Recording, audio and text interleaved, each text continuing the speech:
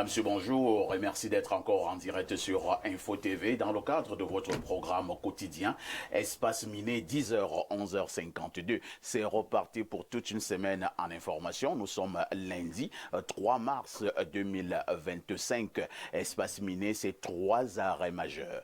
Tout à l'heure, nous allons accueillir la très époustouflante Claudia pour la revue de la presse, l'actu presse au Cameroun. On marquera aussi un arrêt significatif ce matin comme d'habitude pour évoquer la dénonciation du jour qui restera ce fait de société qui vous énerve. Nous terminerons par l'instant de l'analyse. Ce matin, nous sommes lundi et comme vous le savez, toutes les journées sur Espace Miné sont thématiques. Lundi politique et parlant justement de cette politique, nous irons un peu du côté de l'étranger pour essayer de commenter, analyser, chercher à comprendre ces attitudes de certains Camerounais de la diaspora. Nous aurons pour prétexte ce matin le ministre Mounouna Fouchou, le ministre de la Jeunesse et de l'Éducation civique qui a failli être lynché du côté de l'Europe par certains Camerounais et son directeur a tout simplement reçu de la farine au corps. On a confondu ce directeur au ministre Mounouna Fouchou et il y a également un deuxième ministre de la République qui a également été pourchassé toujours du côté de l'Europe. On essaiera de comprendre ce boycott des ministres du Cameroun par certains Camerounais de la diaspora. Quel est le regard que vous posez par rapport à ces attitudes? De toutes les façons, au canal 6, mais également au canal 317 du canal Plus International, vous êtes à pic sur Info TV. Qu'on le veuille ou pas, c'est votre chaîne de télévision qui monte. Et qui monte encore. Et on accueille le premier panéliste de ce matin, Dieudonné Somba, et j'ajoute Atomengue. Bonjour. Bonjour, merci, parfait. Je suis très honoré d'être invité pour la première fois sur votre plateau. J'espère bien que nous serons à la hauteur, moi et mes co-panélistes ici, de ce que nos fidèles téléspectateurs attendent. Mais déjà, je commencerai déjà par vous féliciter ou saluer. Vous avez tenu l'émission dominicale la plus suivie et vous avez pu captiver tout l'auditoire camerounais, même à l'international hier. Ce fut un débat dominical le plus suivi et surtout de très haut volt. Nous avons beaucoup appris hier et j'espère aussi qu'aujourd'hui, nos fidèles téléspectateurs pourront beaucoup apprendre de notre passage ici ce matin. L'honneur revient à Info TV, l'honneur revient à M. Dieudonné Somba, le promoteur de cette chaîne de télévision. Merci. Merci. Je rappelle que pour votre cas, que vous êtes un homme politique, que vous êtes le président du Parti de la démocratie pour le développement commun du Cameroun, en abrégé PDCC. Effectivement, c'est un... C'est pas long? Bon, en fait, c'est un Parti de la démocratie pour le développement commun du Cameroun. Oui, en fait, nous sommes des démocrates. Et dans notre démocratie, nous voulons apporter notre pierre d'ici pour le développement du Cameroun. Bon, en fait, c'est un parti politique qui est né il y a environ 5 ans et qui a une existence légale de 3 ans environ. Et c'est vrai, je suis un ancien élu. Je sors du RDPC. À Yaoundé 5, j'ai vu le conseil municipal le mandat 2007-2013, où j'ai été le plus jeune du département du Fou, de la région du centre. Et pourquoi vous êtes parti du RDPC? Bon, je suis parti, je ne voulais pas le dire, je vais profiter en quelques secondes pour vous le dire. Je suis en fait un groupe de jeunes hommes, des dames et des hommes à l'arrivée de l'actuel maire, par ailleurs président de section de ce parti à Yaoundé 5, M. Bal Augustin. Quand il est arrivé, moi personnellement, j'étais très proche de l'ancienne maire, Dame Gono Yvette, quand il est arrivé, il fallait déjà qu'il avait été imposé, parce qu'en réalité, celui qui était attendu comme maire là-bas était, sans faire la publicité, parce que nous sommes le même parti politique, il s'appelle M. Nzé Clément. Il a donc bénéficié du soutien de la haute hiérarchie, comme ça s'est passé dans certains arrondissements.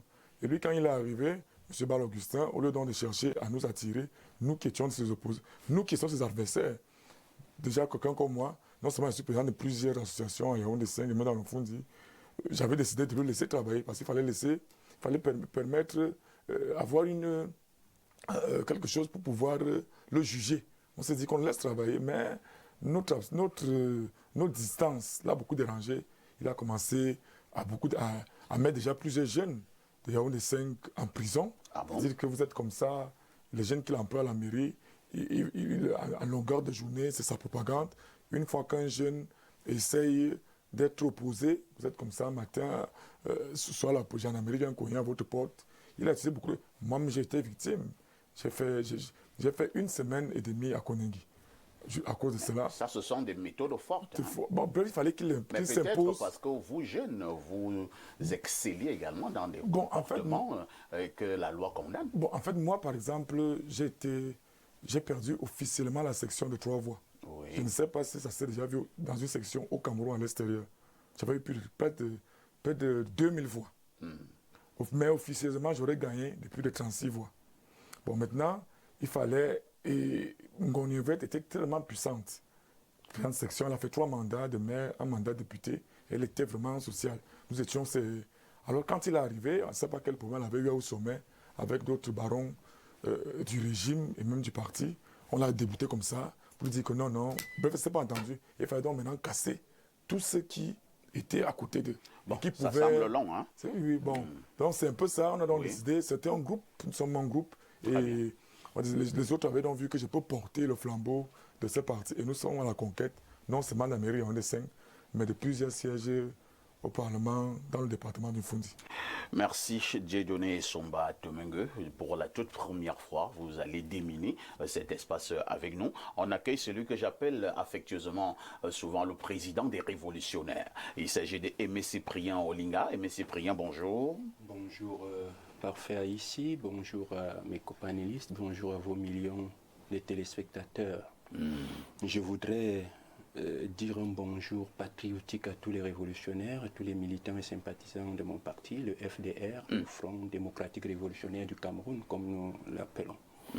Il faut dire que Aimé Cyprien Olinga, vous avez été attaqué il y a quelques semaines. Oui. Vous avez d'ailleurs fait de longs jours d'hospitalisation. Oui. Vous êtes presque encore en convalescence. Qu'est-ce qui s'est passé? Ben, écoutez, monsieur Haïssi, après les déboires que j'ai eus, je crois 3 semaines avant, avec la justice. Vous avez été interpellé? Oui, j'ai été interpellé, gardé à vue pendant 48 heures au commissariat central numéro 4. Ça, c'est une histoire qui est déjà connue. Tout à fait. Ben, j'ai été libéré après paiement d'une caution, je crois 400 000, avec mon petit. Eh bien, on a quand même, je crois que le parquet avait prévu donc le 29 janvier, nous puissions à nouveau nous présenter donc au parquet, mon petit et moi. Et ce jour-là, le 29 janvier, pendant que je me rendais au parquet, vous savez que le commissariat central numéro 4 du Kounou est à pratiquement 150 mètres du tribunal. Tout à fait. Alors, 7h30, je m'y rendais, je marchais à côté de la route, comme tous les autres usagers. J'ai été mortellement percuté par une grosse moto avec à bord 2 individus, 2 costauds. Ils étaient sur une grosse moto. Ils m'ont percuté mortellement. Ils sont venus me percuter justement au niveau du trottoir. Incroyable.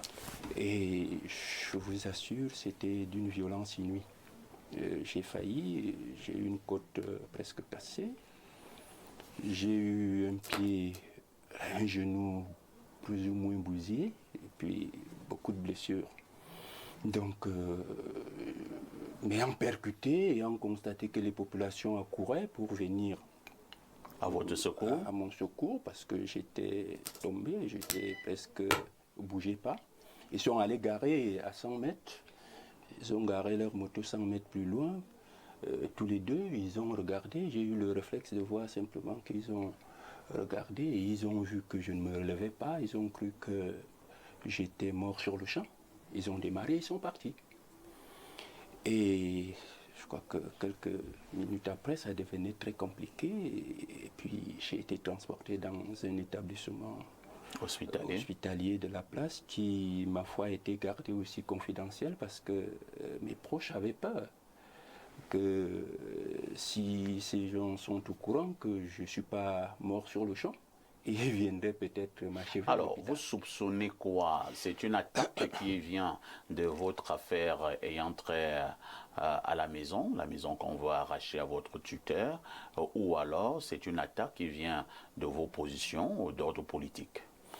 Je crois qu'il y a deux pistes. D'abord, la piste que vous évoquez, il est possible que la dame veuille absolument m'éliminer. En découdre. Il est aussi possible que mes positions politiques, qui de plus en plus gênent le système, qu'il puisse en profiter, probablement, pour accuser la dame. Et je crois que cette deuxième piste-là est beaucoup plus plausible. C'est-à-dire que j'ai l'impression que les gens ont voulu profiter pour dire, on s'en débarrasse et probablement on accusera on prendra une fausse piste. Et je crois que c'est cette piste-là, de mon point de vue, qui semble... Bon, maintenant, je suis sorti, on m'a demandé est-ce que j'ai porté plainte. Je porte plainte à qui? Si c'est ces gens qui sont derrière, la plainte qu'on va porter contre inconnus, parce qu'ils sont partis. Mais ce qui me dérange aussi, c'est que, est-ce qu'on a besoin quand même d'un Odinga, leader politique connu, reconnu sur le plan national et international? On a besoin qui subit une attaque devant le commissariat central numéro 4.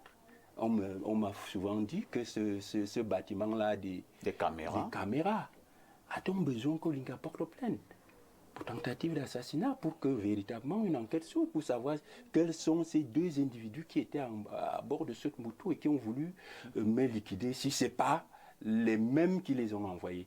Donc moi je crois, et je vous assure, ça fait peur autour de moi. Ça fait tellement peur, mes enfants ont perdu le sourire, mes enfants sont inquiets au quotidien, et toute ma famille avec. Parce que quand je sors comme ce matin en venant ici, je vous assure, mes enfants se disent, papa, est-ce qu'aujourd'hui on ne va pas encore nous appeler que cette fois-ci, ils t'ont tué? Donc ça fait peur, ça craint autour de moi, tout le monde il est inquiet. Bon, je suis là. Je crois que l'opinion nationale et internationale prendront acte du fait que depuis très longtemps, ce régime veut en découvrir avec moi et je crois qu'ils ont trouvé là une bonne opportunité. Moi, je ne leur ferai jamais. C'est vrai que pour l'instant, on n'a aucun élément de preuve. On n'a aucun élément de preuve. Il faut donc que c'est le régime qui va en découdre avec vous. Mais le régime est quand même... Vous pouvez simplement être connu. Vous avez des soupçons. Écoutez, la sécurité des uns et des autres aussi. Votre sécurité, la mienne, celle de tout le monde ici, doit être garantie par un gouvernement. Tout à fait. Alors, lorsque des scènes de ce genre se passent et que des semaines après, on n'a même pas essayé de pister pour savoir ce qui s'est passé, vous croyez qu'on va accuser qui? Bon, moi je dis, merci. Mais ce que je voudrais dire, c'est que pour terminer, je voudrais dire à mes partisans, parce que certains avaient commencé à se démobiliser, on croyait que quand, puisque l'hôpital où j'étais soigné a été gardé secret, de telle sorte que les gars ne viennent pas m'achever là-bas, beaucoup de mes partisans croyaient que j'étais mort et puis que ma famille cherchait simplement à cacher. C'est pour ça que j'ai repris les activités un peu plus tôt pour rassurer tout le monde. Pour rassurer tout le monde, bien sûr, je continue le traitement, j'en ai encore pour 1 mois. Mais je voudrais dire à ceux qui en veulent à ma vie qu'un révolutionnaire a 3 maisons, à 3 endroits où on peut le retrouver. On peut le retrouver chez lui, on peut le retrouver en prison et on peut le retrouver au cimetière. Et de ces 3 endroits, je n'ai peur d'aucun. Parce que le combat que je mène, il est juste. Et si je dois être tué parce que je défends un certain nombre d'orientations politiques, je crois que ce serait une mort qui serait un peu plus importante que de mourir de paludisme. Je préférerais mourir de paludisme. Et je n'irai jamais en exil parce que, après je suis sorti, j'ai vu quelques personnes, parfois des hommes assez importants, venir me dire que cette fois-ci, ça semble sérieux, ton père, il a été tué, toi, les prisons, les multiples prisons, 2008, 2011, les enfants enlevés de l'école. Ben, écoutez, cette fois-ci, on s'attaque à toi-même. Je crois qu'il est temps d'aller quand même te mettre à l'abri d'abord. J'ai dit à ceux qui sont venus me proposer cette affaire d'exil que je n'irai pas en exil. Je ne partirai pas en exil. C'est ici que je mène le combat. C'est ici que je réussirai ce combat. Ou alors, c'est ici que mes adversaires auront... S'ils ont le dessus, ça va. Merci, Aimé Cyprien. Mais je reste Olinga. déterminé, je reste focus sur mes objectifs, je reste On vous a déterminé sur mon compris. combat. On vous a compris, Président Olinga. Nous vous souhaitons beaucoup de courage et que Dieu vous préserve de tout mal. À côté de Aimé Cyprien, on accueille Alain Douk. Alain Douk, bonjour. Bien le bonjour, parfait. Tu comprends bien qu'avec mon prédécesseur, il y a eu cette espèce de coup de givre sur mon panache de ce matin. Tout à fait. Mais les choses sont ainsi faites, on va essayer de progresser, d'évoluer. Je profite de l'occasion qui m'est donnée pour te saluer de façon vraiment appuyée pour cette espèce de buzz médiatique et sur tous les réseaux que tu as orchestrés hier, avec bien sûr l'ingénierie managériale d'arrière-plan du très grand frère, comme tu l'appelles, Dieudonné Mvin. Je profite de l'occasion de même pour saluer un artificier de l'ombre, Jérémy Minken, qui, d'une manière ou d'une autre, est ton assistant de longue date depuis des années. Je salue cet important audimat qui, chaque jour, grimpe un peu plus avec cette télé qui elle-même n'arrête pas de monter. Je salue mes co-discutants déjà installés. Je salue les génies de l'ombre qui rendent toute la petite magie via ondes hertziennes possible. J'espère pour l'occasion, pour ce lundi, que nous allons passer, comme d'hab, un grand moment de télévision sur Info TV. Merci Alain Douk, qui est journaliste, entre autres casquettes. Et on accueille notre consultant, le consultant de tout temps, mais alors de tous les temps, le seul qui nous restera lorsque tous les autres petits consultants auront pris la poudre d'escampette. Il reste le digne fils de Boumiebel, descendant de Omiobe, alias Castou, depuis 2025. Pierre Blériot, bonjour. Bonjour, parfait ici et merci de m'associer à ton panel ce matin qui s'est un peu transformé en meurtre de lamentation.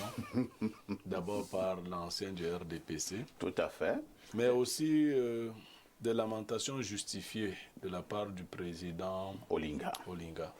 Et je vais lui dire quand même que même si on est président Olinga, il faut suivre les procédures. Le RDPC n'a pas l'habitude de faire des cadeaux aux gens. Donc il faut suivre les procédures, il faut porter plainte. Parce que tout commissaire va se justifier. L'action n'a pas été mise en branle parce que le président Olinga n'a pas pu. Il faut quand même se donner le souci de porter plainte, première chose. Deuxième chose, moi je demande aux partisans du président Olinga de faire le nécessaire pour qu'un certain nombre de choses soient faites autour de lui pour maximiser sa sécurité. Tout à fait. Il n'est déjà pas bon qu'un président marche à pied tout le temps. C'est pas pour moi. Non. Vraiment, il n'est pas de ceux qui recherchent la corruption. Si vous êtes vraiment des partisans, je crois que même dans les nouvelles églises, vous voyez qu'on achète des voitures. Non, je ne comprends pas. Quelqu'un va mourir pour vous. Non, mais c'est la voiture qui garantit la sécurité. Non, non, Pas quand même. Attends, pas déjà quand même. Alain Douk, On commence la par là. voiture garantit une bonne partie. Oui, comment? Il y a des choses qu'on ne fait pas Oui. à quelqu'un qui est dans un véhicule. Bien sûr. Est-ce que la moto l'aurait connu s'il était Pas dans- du tout. Attends. Même si aussi, il faut le Oui. dire, le régional du sud de mon parti, lui aussi, il y a 6 mois, sur sa double cabine, a été victime d'un grave accident, le crâne ouvert. Oui, je crois qu'il est encore quelque part à l'hôpital général jusqu'en ce moment.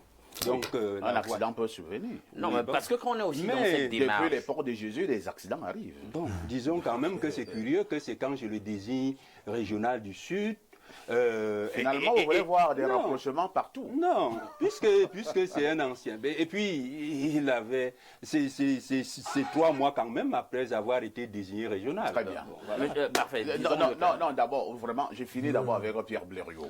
Non, je voulais dire en passant, tout en passant, qu'il y a un certain nombre de choses. Maintenant, il faut aussi éviter la paranoïa. Faut pas, comme vous essayez de le dire, il ne faut pas voir le mal partout. Je crois qu'il mène son action, qui est une action noble, il la Tout à mène fait. depuis un certain temps. Maintenant, s'il y a des gens qui lui en veulent, nous-mêmes, on nous en veut. Hein. Moi, je ne veux pas vous parler de moi tous les jours. Quelquefois, c'est des communautés entières. Il faut vivre avec tout ça. Quand vous prenez le risque de donner votre opinion de manière aussi affirmée, de manière aussi radicale, en public, vous courez le risque d'avoir des gens qui vous en voudront à mort. Tout à fait. C'est la rançon de la gloire. Merci. Ok. Pierre Blériot, vous gardez d'ailleurs le microphone, cette fois-ci pour nous donner la sagesse de ce début de semaine. Alors, la sagesse de ce début de semaine dit, visitez de temps en temps les chemins que vous avez déjà empruntés. Vous pourriez être contraint à y retourner. On peut reprendre. Visitez de temps en temps les chemins que vous avez déjà empruntés. Vous pourriez être contraint à y retourner. Ça veut dire quoi? Ça veut dire qu'il ne faut jamais totalement tourner le dos à son passé, car il est possible qu'on doive y revenir, que ce soit pour corriger une erreur, tirer une leçon, retrouver une opportunité ou affronter une situation inachevée. Le passé peut nous enseigner beaucoup de choses. Il ne faut pas dire que tout ce qui est passé là est passé, non. Il faut de temps en temps regarder. Ça peut nous permettre de corriger des erreurs. Ça peut nous permettre de résoudre une situation inachevée. Ça peut nous ouvrir des opportunités. Et même les personnes que nous avons connues dans le passé ne sont pas toujours des adversaires. Il faut savoir entretenir ces relations. C'est vrai, hein? Voilà pourquoi moi j'ai les mêmes amis depuis une quarantaine d'années. J'ai les mêmes amis, sauf lorsque vous avez brillé par des comportements de traîtrise. Je vous mets de côté et beaucoup me regardent. Ils ont été traîtres? Oui, ils ont été traîtres. Et ils me regardent, hein, moi je suis en train de parler ça pour qu'on ne soit plus ensemble. J'espère que tu es toujours avec moi. Oh là là, on n'a pas besoin de faire un dessin. Parce que tu as été attaqué hier hein, pour m'avoir chassé du plateau. Oui, on a dit que je vous ai, voilà pourquoi je vous ai chassé du plateau et tout ça. Il dit c'est pas possible. C'est sûr que si Blériot lui me regardait cette émission à la maison chez lui, il riait un peu. Je riais en prenant des médicaments parce que je force depuis quelques jours. Je n'ai pas très bonne santé. Et donc, je ne voulais pas m'essouffler. Tout à fait, tout à fait. Ça a été de commun accord. Si les gens observent même, on cache. Mais là, je suis sous médicaments. Tout à je suis secoué. Donc, hier encore, je crois, si je ne m'étais pas reposé, un petit repos. Je n'aurais pas pu être d'attaque ce matin. Merci, cher Pierre Blériot. Pierre Blériot n'a donc pas été chassé du plateau hier, à libre expression. Lui-même le confirme. On n'a pas ce genre de rapport. Non, pas du tout. Merci d'être encore en direct sur Info TV. Nous marquons la première touche pause.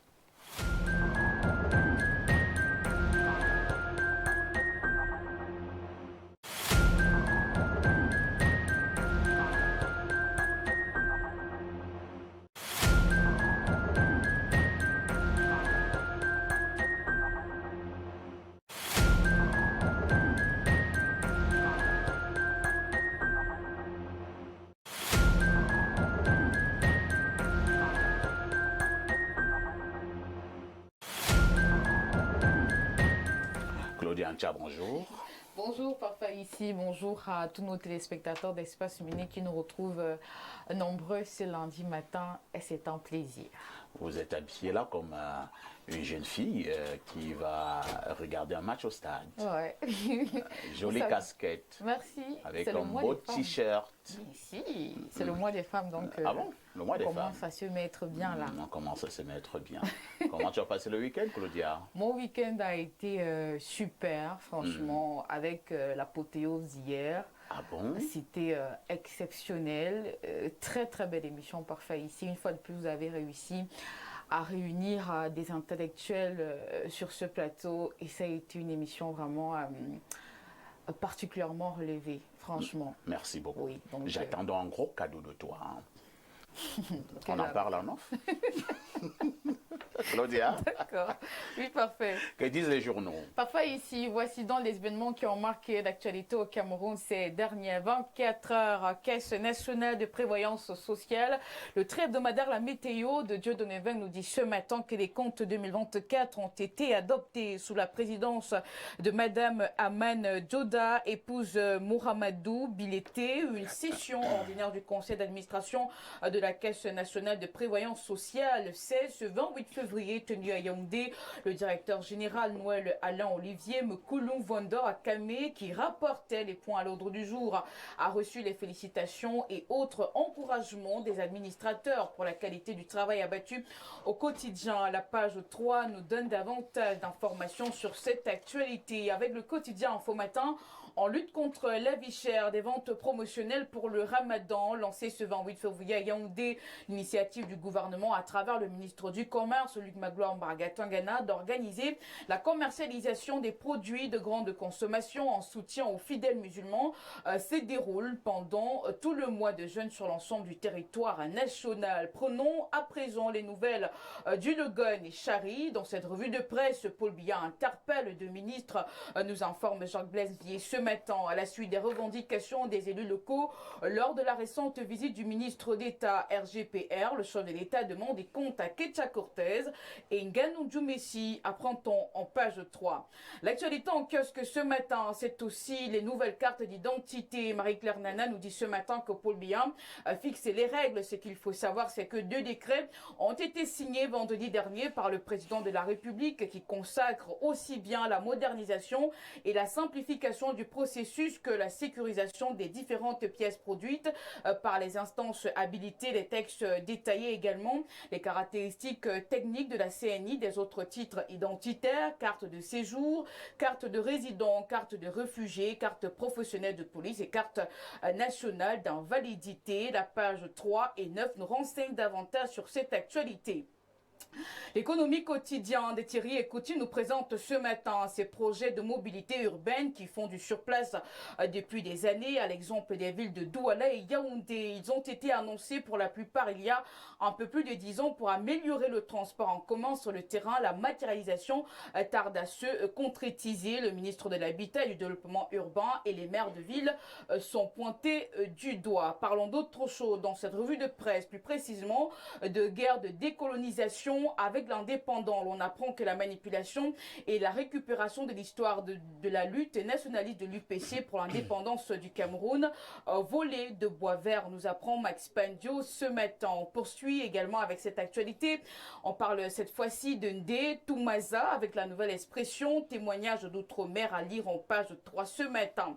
L'actualité en kiosque ce lundi, c'est aussi cette interrogation: comment les communes du Nord-Ouest fonctionnent, statut spécial. Avec le jour, Ahmed Mana fait l'autopsie du fonctionnement en 2024 des services régionaux, communaux et déconcentrés de l'État pour la publication du 4e rapport du public à l'indépendant conciliateur auprès de la région du Nord-Ouest Cameroun. L'information est à lire en page 5. Affaire MTN et Dan Poulon, on en parle avec Mutation. Jourdain Boyomo nous dit ce matin que ce n'est pas fini. Ce qu'il faut savoir, c'est qu'au lendemain d'un arrêt de la Cour d'appel du littoral en faveur de l'opérateur de téléphonie, l'homme d'affaires a opéré de nouvelles saisies jugées illégales dans les comptes bancaires du groupe sud-africain. La page 7 nous renseigne davantage. Parlons à présent de la présidentielle 2025 qui approche à grands pas avec le Messager. Le journal de Feu Plus Ndiawe nous dit ce matin que le cheval gagnant du SDF, c'est Joshua Aussi, unique candidat en lice. Joshua Aussi a été désigné par acclamation au cours du congrès extraordinaire du Social Démocratique Front le 1er mars dernier à Yaoundé. Nozo, son cheval de bataille, apprend-on. Allons à présent du côté du Mayo Danaï avec le quotidien régional d'information du Nord Cameroun. Vous l'aurez compris, celle du Sahel.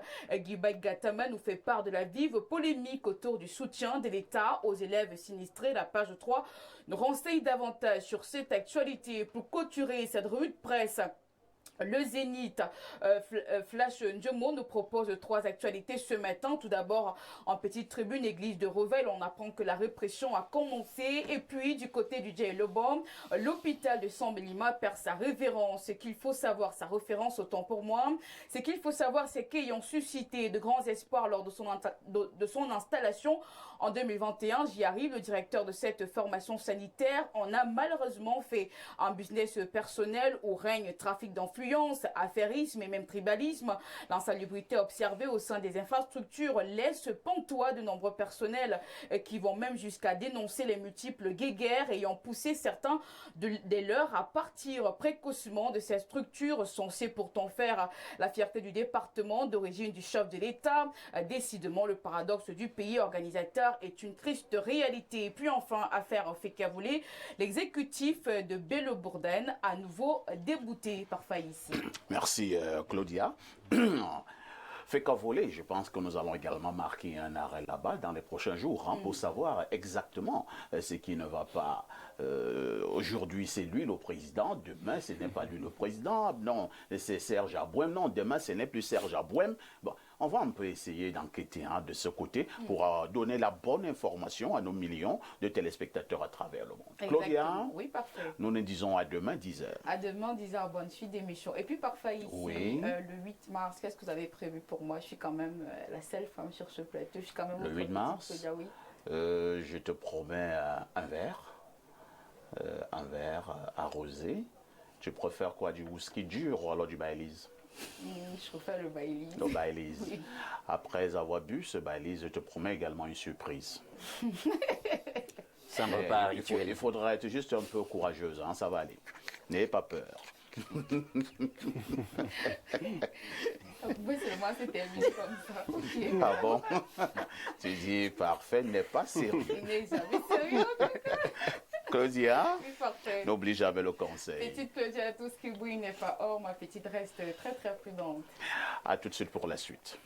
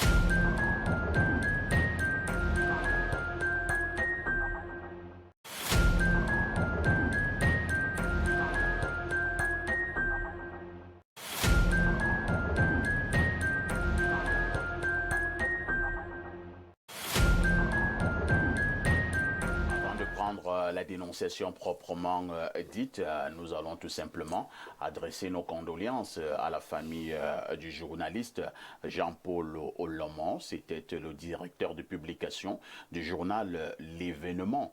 Donc c'est un confrère qui s'en est allé il y a quelques heures. Nous souhaitons simplement que son âme repose en paix. Le DP, le directeur de publication du journal L'Événement, Jean-Paul Olomon, n'est plus de ce monde. Nous adressons nos condoléances à sa famille durement éprouvée, nos condoléances également à la grande famille de la presse au Cameroun qui vient de perdre un valeureux soldat de la plume.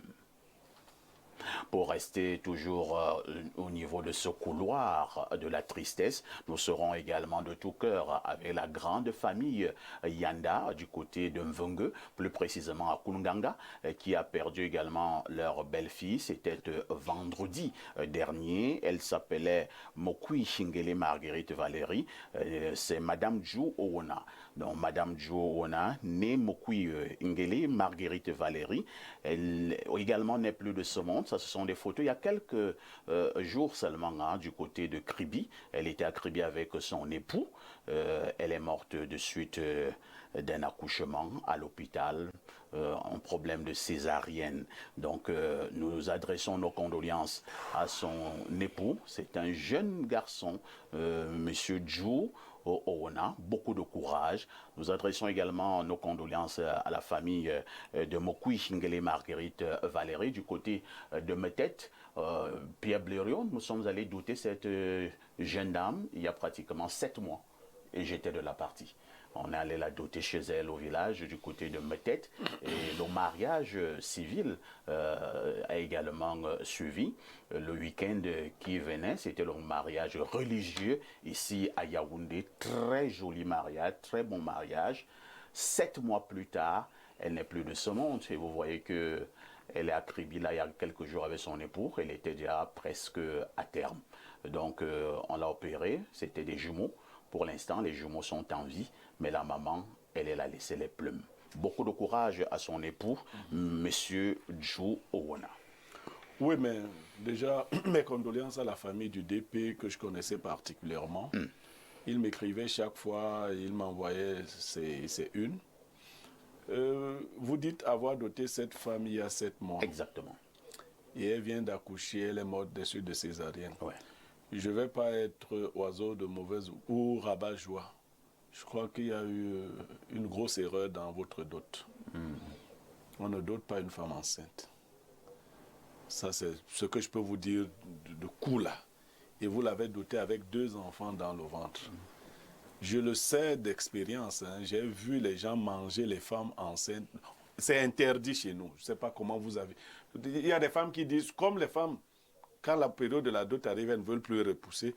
Non, ça va encore prendre 1 an. Si vous avez des enfants ou un enfant dans le ventre, pendant la dot, un sorcier s'en aperçoit, c'est très dangereux.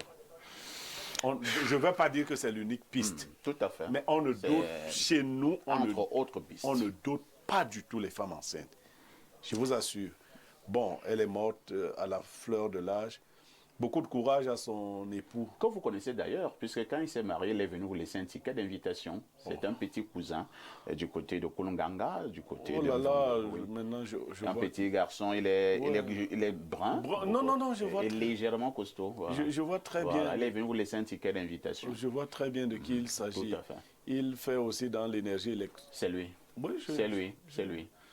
Il est électricien. Il m'apprécie aussi beaucoup. Beaucoup. Voilà. C'est lui. Il est inconsolable. Non, il n'y a pas de douleur plus grande. Hein, parce que la femme, c'est votre moitié.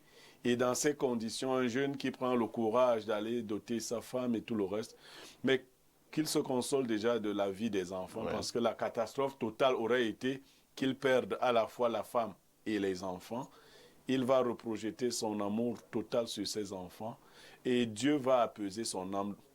Ça prendra le temps que ça prendra, il retrouvera la force. Merci beaucoup. Donc, que la terre de nos ancêtres soit éternellement reconnaissante à l'endroit de ces personnes disparues. On repasse la parole à Pierre Blériot, cette fois-ci pour la dénonciation du jour. Alors, parfois, ici, vous voyez comment nous devons partir souvent des émotions vives vers... C'est pas facile. Hein? Les gens n'imaginent. C'est pas facile. Il y a quelqu'un qui m'a dit un jour, on fait souvent les dénonciations, vous riez. Je lui ai dit, il faut aller t'asseoir là-bas pour comprendre que les gens ne veulent pas savoir si tu as des problèmes, si tu viens d'apprendre qu'un petit cousin que tu connaissais, ils ne veulent pas savoir. Ils veulent que toi, tu leur donnes de la joie. Tout à fait. Que tu dénonces leurs affaires. Tout à fait. Même quand ils n'ont pas raison. Alors, parfois ici, la dénonciation de ce matin me fait à moi particulièrement mal parce que je connais l'un des acteurs de cette dénonciation. C'est un musicien important qui a abandonné toute autre activité. Et c'est sa femme qui vient se plaindre. Il a abandonné toute autre activité dans sa vie. Tout ce qu'il fait matin, midi, soir et même dans la nuit, c'est aller à l'église. Tous ses biens, il les a reversés au pasteur. Il marche désormais à pied. Il est devenu un peu paltoqué. Sa femme, il estime qu'elle est devenue un serpent. Il faut dire que sa femme ne vit pas continuellement au Cameroun. Mais quand elle est là, il refuse d'avoir tout rapport avec elle. C'est le serpent. Vous pouvez imaginer tout ce que cela induit. Incroyable. Elle est en pleurs, en train de perdre totalement son mari, qui est devenu aujourd'hui l'ombre de lui-même. Vous ne pouvez plus reconnaître ce monsieur. C'est un musicien qui faisait dans la musique d'ambiance. Il appelle ça les mondanités, les choses de Satan. Il est renfermé par un pasteur qui est une sorte de gourou. Je vous dis, je ne vais pas citer son nom, mais beaucoup le reconnaissent déjà dans le milieu. Par respect pour lui, en faisant la dénonciation, je l'invite à écouter les conseils qu'on va lui donner. Parce que il a mis en débandade toute sa famille. Les anciens amis, il ne marche plus avec personne. Tous ceux qui ne sont pas de cette église sont des enfants de Satan. Et voilà, vous verrez une femme qui pleure. C'est une union qui dure de plus de 20 ans, qui est en train d'être brisée. On a envie de donner raison à Tangandi. Qu'il continue de fouiner et de fermer ce genre de choses-là. Merci Pierre Blériot pour cette dénonciation. Nous allons d'abord passer la parole à Alain Douc. Alain Douc, ce n'est pas la première fois que nous parlons de certaines églises de réveil sur ce plateau qui brillent par des comportements bizarres et même rétrogrades. Ça, c'est donc une famille qui est en train de voler en éclats, une union de pratiquement 20 ans qui est en train d'aller dans la poussière à cause d'une église de réveil. Votre commentaire? Parfait, tu connais parfaitement ma position sur ces sujets. Et tu sais comment je parle de ce phénomène église, entre guillemets, sans gants. Je ne prends jamais les gants quand je dois parler de ces gens. J'ai toujours dit, moi, pour ce qui me concerne, que ça n'a rien à voir avec des problématiques de sainteté. Soyons sérieux. J'ai toujours dit que voilà l'origine de ces mouvements. Vous ne connaissez pas leur origine. Vous ne connaissez pas les enjeux dès la création de ces mouvements. Vous ne connaissez même pas parfois leur vraie histoire, les tenants, les promoteurs, les fondateurs et le cahier de charges qui étaient les leurs au moment où ils créaient ces mouvements. J'ai toujours dit, c'est des religions kabbalistiques. Nous sommes en plein dans la religion politique.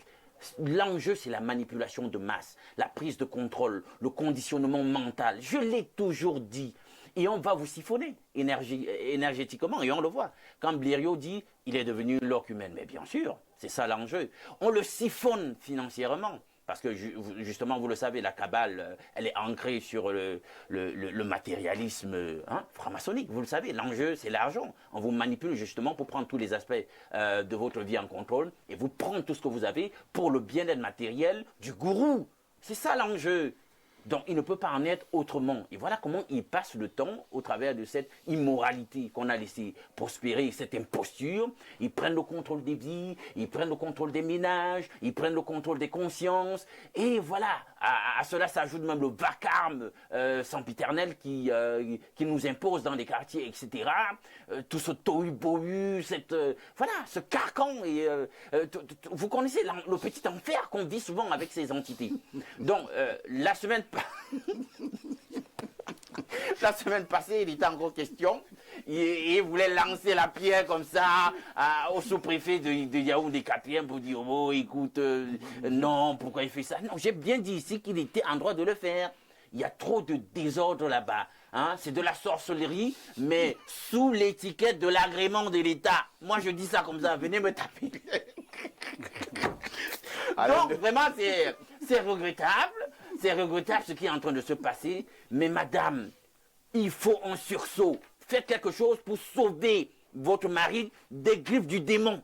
Hein? Parce que j'ai dit la semaine passée ici, entrez dans ces assemblées. Qu'est-ce que vous voyez? Moi, à chaque fois que je suis entré par expérience dans ces choses, je reste comme ça, je regarde toute cette agitation de posséder, de demeurer. Je dis, vous êtes sûr que c'est le Saint-Esprit qui agit ici? Moi, je vois que ce n'est pas le Saint-Esprit. Parce que Dieu n'agit pas comme ça, dans cette agitation, cette super excitation et tout et tout. Je vois des prophètes de Baal en train de s'agiter là, etc. Élie est calme, il les regarde et il rit. Voilà, un peu d'intelligence vous donne de le réaliser. Mais vous ne voulez pas le comprendre. On a beau vous parler, je suis sûr qu'on va parler. Je vais parler, Blériot va parler, le président Olinga va parler, l'autre co-discutant, on va dire un tas de choses, mais vous allez continuer à aller vous asservir à ces gens. Ça n'engage que vous. Hein. Et il y aura des frais à payer, vous le voyez, la dénonciation de ce matin. Alain, donc, c'est une dame, donc, qui est donc en train de pleurer. Elle pleure son épout. Elle pleure son vampirisé. Comme vous le dites, l'époux vampirisé. C'est un musicien très connu et qui a d'ailleurs du talent. Mais il ne veut même plus parler de musique. Il doit vivre pour la gloire du gourou et de la dame ne vit pas au Cameroun. La dame vit en Europe. Et lorsque la dame vient même au Cameroun, il se couche. Et la dame veut même encore toucher son mari. Son mari dit, s'il te plaît. Parce qu'il y a déjà une sœur dans la secte. Et si la dame prépare insiste, certainement pour le monsieur. parce que c'est une histoire que je connais un peu, parce que la dame m'a aussi contacté. Le monsieur quitte le lit et va dormir au salon. Ben oui. Bon, laisse-moi te dire, je vais prendre un peu de temps pour te dire comment ça fonctionne dans les sectes, parce que je connais comment ça fonctionne dans ces sectes religieuses. Leur perspective du monde est absolutiste. Il n'y a que, c'est eux la vraie église. Tout à côté, il n'y a rien. Donc du coup, c'est la secte des illuminés, le Saint-Esprit, ce n'est que chez eux, il n'y a que chez eux que Dieu peut parler. Justement, on lui prépare, c'est-à-dire que dans cette dynamique de la vampirisation et de la prise de contrôle totale de tous les aspects de sa vie, on a même déjà préparé qui doit être sa femme pour asseoir bien le contrôle mental en question. Hein, ça doit être de la communauté que ça vient. Hein, parce qu'ailleurs, là, c'est les païens. On ne peut rien Ce sont les démons. C'est les démons, c'est les serpents, justement. Il ne peut pas retourner avec sa femme. On doit lui apprêter une sœur tout autant manipulée que lui, ou alors une autre manipulatrice qui doit le maintenir sur le contrôle du gourou. C'est comme ça que ça se passe. Toute l'économie doit être ancrée sur ce qui se passe dans la chapelle. Merci C'est comme bien. ça. Aimé Cyprien Olinga, vous qui êtes un homme politique, ça devient un problème de société au Cameroun, un problème sérieux. Cette affaire de nouvelles églises de réveil, certaines d'entre elles qui brillent, je l'ai dit tout à l'heure, je le redis, par des comportements catastrophiques. Et Dieu seul sait que dans nos familles, et ces familles-là nous regardent ce matin, il y en a qui ont volé en éclats à cause de ces églises de réveil, à cause de ces faux pasteurs. Oui, malheureusement, c'est un phénomène de société. Vous savez, lorsque la morale a foutu le camp dans un État, lorsqu'il n'y a plus de contrôle sérieux, lorsque la gouvernance est chaotique, vous avez ce genre de dérives. Effectivement, ça s'observe. Ça s'observe depuis très longtemps. Et ce qui est curieux, c'est qu'en réalité, justement, j'ai l'impression que la situation sociale ayant été totalement détruite, les gens pensent que c'est allant se réfugier. Qu'on peut trouver du réconfort. On peut trouver non seulement du réconfort, parce que moi, je suis catholique romain. Bon, je ne dis pas que là-bas, c'est le... Non, pas du tout.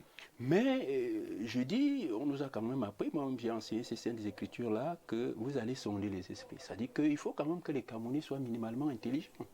Lorsque vous arrivez dans une espèce d'assemblée, on vous dit qu'on parle de Dieu. Et vous voyez des gens qui tombent à tour de bras. Moi, à l'église catholique, on ne tombe pas là-bas. Dans un tintamarre. Dans un tintamarre. Alors qu'on nous enseigne également que le Saint-Esprit, lorsque Dieu a demandé à Moïse de monter sur la colline quand il lui remettait les 10 commandements. On vous dit qu'il y a eu des bruits, il y a eu du vent, mais c'est quand le petit vent qui soufflait tout doucement, on dit que c'est à ce moment-là que le Saint-Esprit qui vient avec beaucoup de vacarme là, qui vient avec beaucoup de violence, où vous voyez des gens faire des chutes, eh bien il faut sonder ce genre d'esprit. Ça, il n'y a rien à voir, ça n'a rien à voir avec le Saint-Esprit. Ça, c'est de deux, justement, j'ai vu, on a vu ça. Et curieusement, les Camerounais, et puis, ne semblent pas, justement, faire gaffe par rapport à ça. Il y a un prophète, entre guillemets, qui a passé son temps du côté de Topicana, là. Charles Somba. Mais je vous assure que vous aviez de la peine à passer le coin le dimanche. La route était coupée. La route était coupée. Vous aviez des milliers de personnes qui allaient, ils vendaient de l'eau, ils vendaient je ne sais pas quoi. Une bouteille d'eau à 2000, 3000. 3000. Et les gens y accouraient. Hein, ils promettaient... L'huile d'onction. Oui, et puis parfois aussi, les bénédictions étaient proportionnelles, n'est-ce pas, au volume de l'enveloppe. Mais c'est curieux, ce Dieu qui récompense proportionnellement au volume de l'enveloppe. C'est Dieu-là, je ne sais pas si c'est le vrai que nous adorons. Et puis, vous voyez des gens, quand vous vouliez même dire, il y a une voisine qui a été ruinée pratiquement, comme venait de dire Alain Douk, qui a été pratiquement ruinée par ce monsieur. Quand vous voulez lui dire, mais attendez, vous laissez vos enfants à la maison, ils n'ont pas à manger, leur grande sœur est en Europe. Lorsqu'on vous envoie 300 000 le mois pour la ration, mais le gourou, lui, il a 250 000. Incroyable. Mais Quand vous voulez même Donc, leur faire... on envoie 300 000 pour la ration. Et on donne 250 000 au gourou. Lui, puisque le gourou, il faut aller donner des enveloppes. Incroyable. Le dimanche, il faut faire des enveloppes de 100 000, 50 000 pour montrer que... Alors, Et vous voyez pourquoi, habituellement, dans ces églises-là, lorsque quelqu'un commence à y aller, il commence à maigrir. Tout à fait. Mais le pasteur, lui, prend du Il poids. prend du poids et il commence à s'habiller aussi cher. Oui. Parce qu'il faut voir, si monsieur. Il y avait des grosses et on m'a dit, voitures. il y a un autre là, hein, non loin de cet endroit aussi, on me dit qu'il vend du gravier. On achète un camion de gravier, il vous dit que c'est la pierre de Il je sais bénit pas les quoi. pierres. Oui. Et puis il vend un morceau de gravier de je sais pas 15 ou 20 à 3000. Un Vous morceau. voyez quelqu'un de sérieux Incroyable. qui achète quand même du gravier. Et il dit À qu'il prix achète- d'or. Mais je crois que les Camerounais... Contrôle mental. Il faut absolument justement qu'une sérieuse remise pas en cause possible. de cette affaire soit faite. Mais je n'ai pas l'impression que ceux qui n'ont pas d'autre solution aujourd'hui, parce que vous savez, le délabrement social auquel je faisais allusion, lorsque vous avez des gens qui sont pratiquement au chômage, vous avez des jeunes filles qui ne vont pas à l'école, et qui n'ont aucune perspective, et qu'on le gourou, parce qu'on a Il leur l'impression, promet tout cela. on leur promet le voyage. Il y en a même qui promettent le voyage. C'est-à-dire que mariage. dès que vous venez, vous allez trouver le mariage. C'est même avec ça vous. leur évangile. Vous irez en Europe, vous Ça n'a rien irez à aux voir avec États-Unis, l'emploi. et ça donne l'impression à certains que ça se rapproche de la vérité, alors que c'est des conneries qu'il faut nécessairement élaguer. Nous, au niveau de notre parti, nous avons une Faut chuter. cellule. Oui.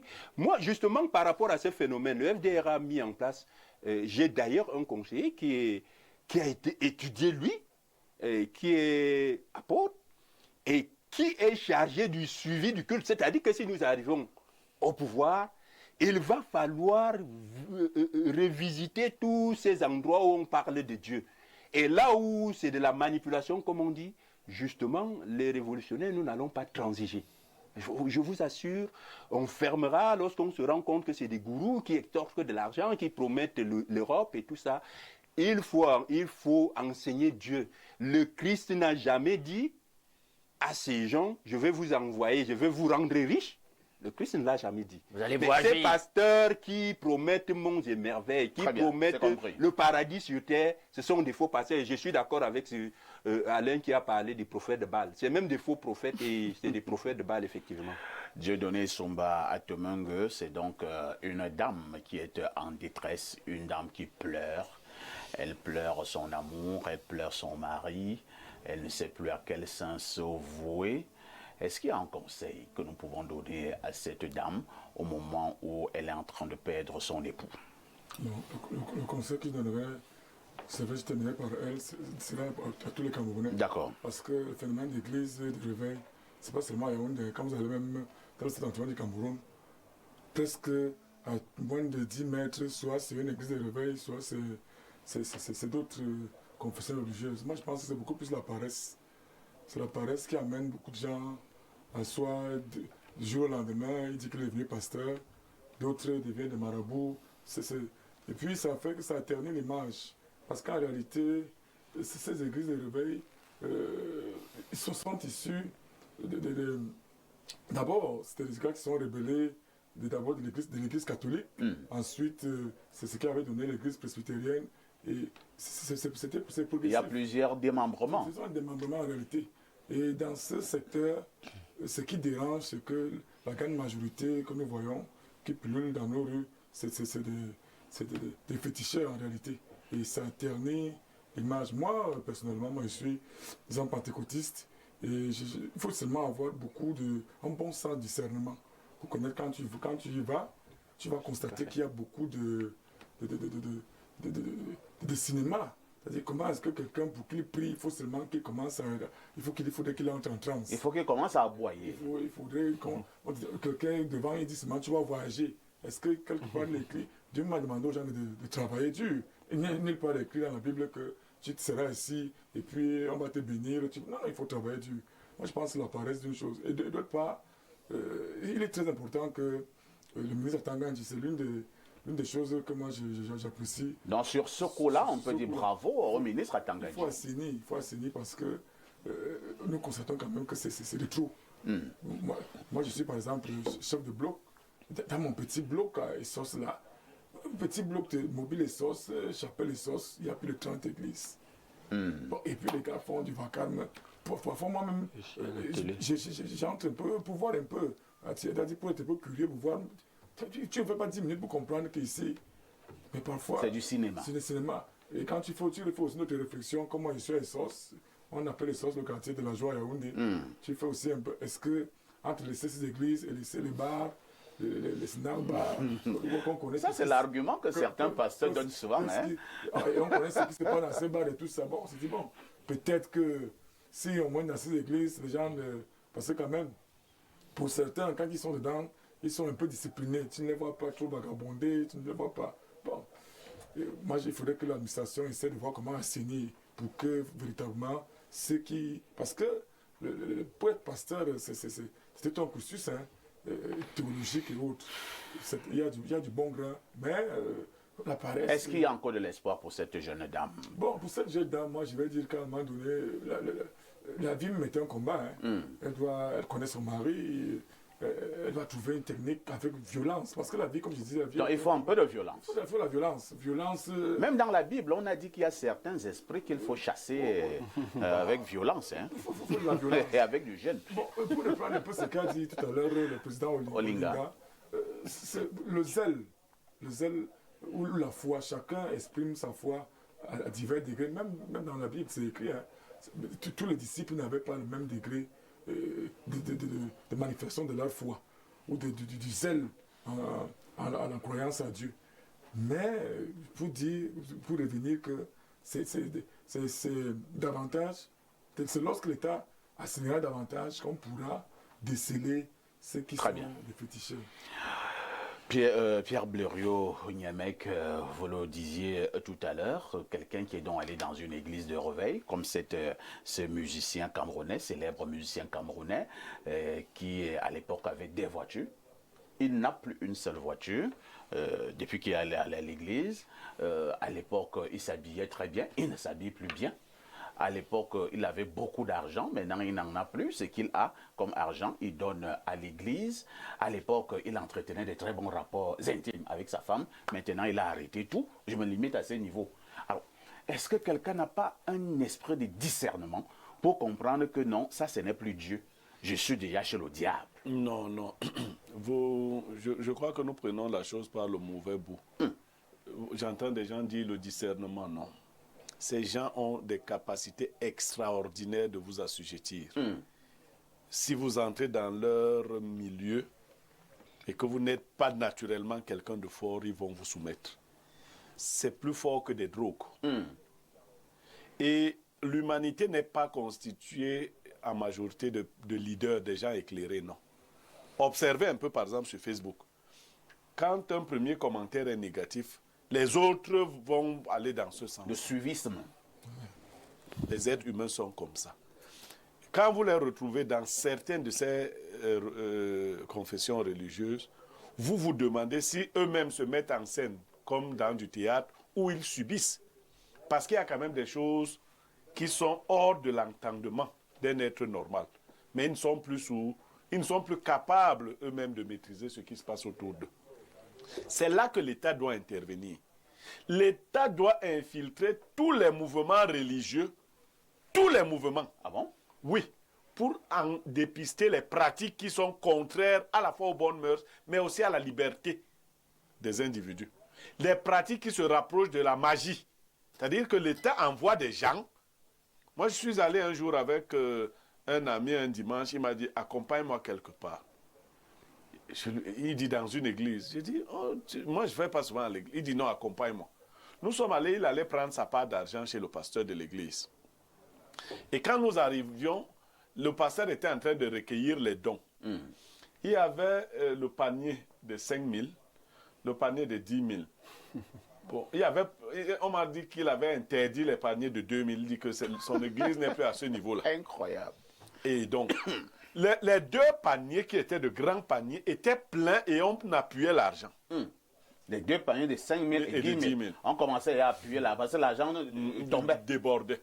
Alors, ce pasteur a amené mon ami dans un coin et il a retiré un paquet dans le panier de 10 000.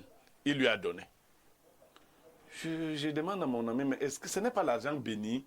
Comment toi tu prends l'argent? Il me dit, mais prends aussi ta part. Je dis non. Vraiment, le pasteur a déjà béni cette. Donc, voyez la naïveté. Le pasteur lui-même se moque de vous. Quand il vous voit, je vous ai dit, j'ai fait le plateau ici avec un pasteur qui m'avait déjà chassé du corps de mon enfant. Mais il ne m'a pas reconnu sur le plateau. Voilà. Allez, dans son église, on sait que je jante mes enfants et il me chasse. Sors. C'est l'un des enfants formés par Tchala Isomba. Voilà. Aujourd'hui, il est très riche, il est abondamment riche. Vous parlez des femmes qui ne vont... Non, il embarque toute espèce de personnes. Des personnes qui ont fait de très hautes études. Le tout réside dans la peur des lendemains incertains, dans les petits problèmes. Parce que pour tromper les gens, ce n'est pas difficile. Si vous citez 5 problèmes, là où je cite 5 problèmes, vous tous, chacun va se retrouver dans au moins un des problèmes. Je parle de l'infertilité des femmes. On va trouver quelqu'un dont la femme n'a pas encore eu un enfant, du désir de voyage. Il y en a qui veulent faire voyager leurs enfants. Je parle de retrouver un travail décent. Donc, ils font, le travail est bien organisé. Chacun se retrouve quelque part et on commence à bénir. Si vous êtes 10 000 dans une église, vous avez déposé des dossiers. Les dossiers de 500 personnes vont naturellement aboutir. Parce que c'est comme ça que ça... Mais là, on va attribuer toujours ça au pasteur. Bon, nous qui n'allons pas à l'église, pourquoi moi mes choses aboutissent? Donc, vous ne pouvez pas comprendre que c'est une forme de caporalisation de l'esprit humain. Cette dame-là, je ne sais plus ce qu'elle peut faire. Oui, parce que je m'apprêtais justement à te poser la question, Pierre je ne sais plus ce toi qu'elle peut qui es un faire. homme sage, quel est le conseil que tu peux donner à cette jeune dame? Je crois qu'elle doit organiser une fatwa. Ça veut dire quoi? Contre ce pasteur. Elle prend des gens, elle est à armes, ils vont dans cette église, ils cassent tout. Ils tapent sur tout le monde, ils tapent sur le pasteur, ils cassent des chaises. Ils font tellement du grabuge là-bas. Casse-toi, Paris. Voilà. Que le pasteur lui-même va dire à ce musicien que toi, ne Pas viens de mon plus, église. pas de mon église. C'est-à-dire que les gaffes qu'elle doit créer là-bas doivent être au-delà de tout ce que le pasteur a déjà pris aux gens, à son mari. Non. Qu'est-ce qu'on fait dans ce genre de cas-là? Je dis, elle arrive là-bas. J'ai vu un sous-préfet à Ebolova récupérer son argent dans une églisette. Il est arrivé, sa femme lui avait pris 4 millions. Elle est allée donner au pasteur. Elle dit que l'argent là, c'est l'argent du diable. Il faut prier dessus. Le sous-préfet est arrivé avec un gendarme. Il a dit au pasteur, tu rentres, tu prends mon argent du diable, tu me donnes, tu restes avec la fille de Dieu. Et c'est comme ça que ça s'est... Il lui a dit, vraiment, je veux que ça se passe C'est pas un vite. débat. Et rapidement, là, c'est ce qui s'est passé.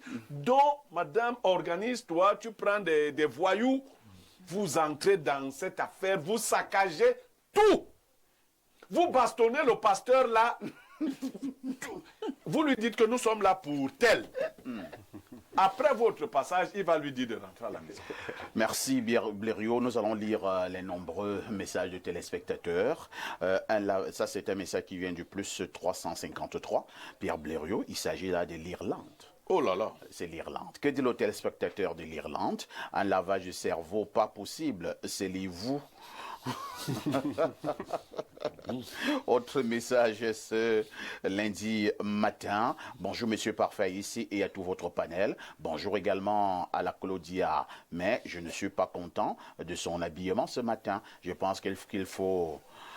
Bon, pour ce qui est de la dénonciation, je pense que ces églises ne peuvent convaincre que les hommes aux esprits faibles. La plupart de ces pasteurs sont simplement des escrocs. C'est Eric Niam qui envoie ce message. Autre message ce matin. Bonjour à tout le panel. Bonjour à tout le panel. Parfait. On devrait remercier Elimbi Lobé. Après lui, c'est tous les médias qui en parlent. Parfait. On ne dote pas une femme enceinte. C'est vrai. L'Ominat attend quoi pour fermer ces églises qui divisent nos familles? Blériot, respectons nos lois, même si la femme a pissé dans le coq. Leur remède, c'est le pasteur. Gédéon de la Côte d'Ivoire. Un autre message ce matin. Bonjour et agréable semaine à parfait à ici et à tout le panel d'Espace Miné. Lorsque vous arrivez dans une communauté religieuse où le pasteur vous parle argent, quittez, suivez la parole de Dieu, c'est tout. C'est le révérend Ntoko Osonje à Yaoundé. Merci. Autre message ce jour, nous prenons rapidement celui-ci. Bonjour parfait et à tout ton panel. Pour la dénonciation, je conseille à cette dame de suivre son mari dans sa foi, car cet homme a réellement donné sa vie au Seigneur de cette transformation. C'est du cynisme, ça. Ah, c'est du cynisme. Le Seigneur n'a-t-il pas dit à quelqu'un de partager toutes ses richesses aux pauvres et de le suivre? Bonne émission à vous et excellent début de semaine. C'est Samuel de Douala. Il n'a pas demandé de donner au pasteur toutes ses richesses. Un message qui nous vient du plus 33. Il s'agit là de la France. Bonjour, le buyback de la modération. Qui règne sur les tout petits malox de la modération. Parfait, ici, la dame doit laisser ce monsieur car le pasteur lui a déjà arraché son mari. Je soupçonne même d'ailleurs que le pasteur bombarde de temps en temps le Kosovo de ce monsieur. Oh là là. C'est pas fort, ça. C'est pas fort, monsieur. Alors, moi, je ne crois plus à ces gens, car j'avais un voisin qui avait fait un accident très grave à la tête. Au lieu d'aller à l'hôpital, sa famille l'a plutôt amené dans une église de réveil. De là, vous savez ce que le pasteur a dit, que, vu la gravité de la situation, pour que le monsieur vive, il faut couper sa tête. C'est Stéphane du Château Rouge. Incroyable. Un autre message ce matin. Alors, nous prenons rapidement celui-ci. Bon début de semaine. Espace Miné, le fait que le monsieur s'est abandonné au profit du pasteur au point de devenir une loque humaine montre de toute évidence qu'il serait envoûté. Je ne sais pas s'il est facile de désenvoûter un individu contre son gré, mais ce serait la chose à faire. À la limite, monsieur Niemek, il serait préférable que sa femme le fasse envoûter au profit de sa famille plutôt que la situation actuelle. Bon, je comprends pas très bien. Hein. Mais un double envoûtement peut tuer. Vous savez, voilà, c'est pas... Ça devient très compliqué là. On envoûte là-bas, on désenvoûte là-bas, on envoûte à nouveau. Mais quelqu'un peut commencer à faire des choses comme un fou. Encore qu'il n'est plus loin de là. De toutes les façons, nous prions le Seigneur que cet artiste musicien camerounais, j'insiste, un artiste de renom, qu'il revienne à la raison pour que véritablement sa femme retrouve le sourire. Sa femme est en pleurs, sa femme ne sait plus à quel sein se vouer. Carton rouge à tous les bonbons pasteurs qui nous regardent ce matin. Une touche pause s'impose.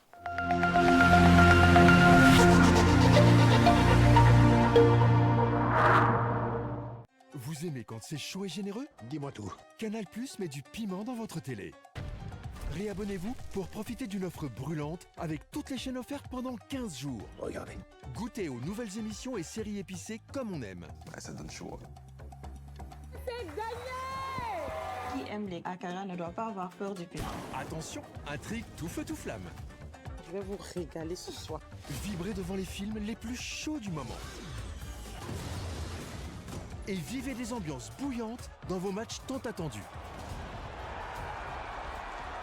J'ai senti mon corps vibrer. Alors, ça chauffe, non? Réabonnez-vous vite. Plongez dans l'excellence au cœur de Yaoundé. Imaginez un lieu où le luxe rencontre la modernité et le confort, où chaque détail a été pensé pour vous offrir une expérience unique. Bienvenue à la résidence Le Mfundi, un chef-d'œuvre signé Société immobilière du Cameroun, situé dans le prestigieux quartier Hippodrome à Yaoundé. À la résidence Le Mfundi, l'élégance et le raffinement s'harmonisent pour créer un cadre de vie exceptionnel. Découvrez une offre inégalée. 152 appartements haut de gamme, des configurations T1 à T6 avec cuisine américaine et européenne, 954 mètres carrés d'espace de commerce en rez-de-chaussée, idéaux pour vos affaires. 4130 mètres carrés d'espace de stationnement alliant intérieur et extérieur pour un maximum de confort. 3070 mètres carrés d'espace commun aménagés pour votre détente et votre bien-être. Chaque détail de la résidence Le Mfundi a été soigneusement étudié pour répondre à vos attentes. Pourquoi attendre? Offrez-vous la résidence de vos rêves dès aujourd'hui. Rendez-vous à la division commerciale et marketing de la Société immobilière du Cameroun sur l'avenue de l'Indépendance à Yaoundé. Société immobilière du Cameroun, la volonté de mieux vous loger.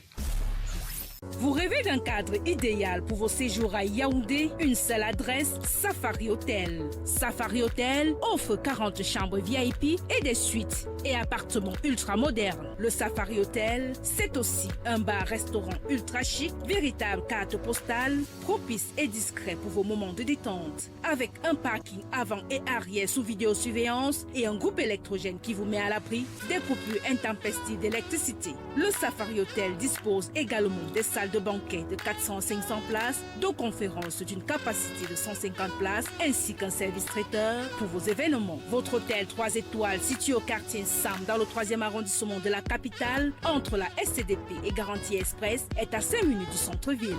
N'attendez plus, réservez au 694 77 74 68 677 76 29 32. Au Safari Hotel, c'est vraiment du safari.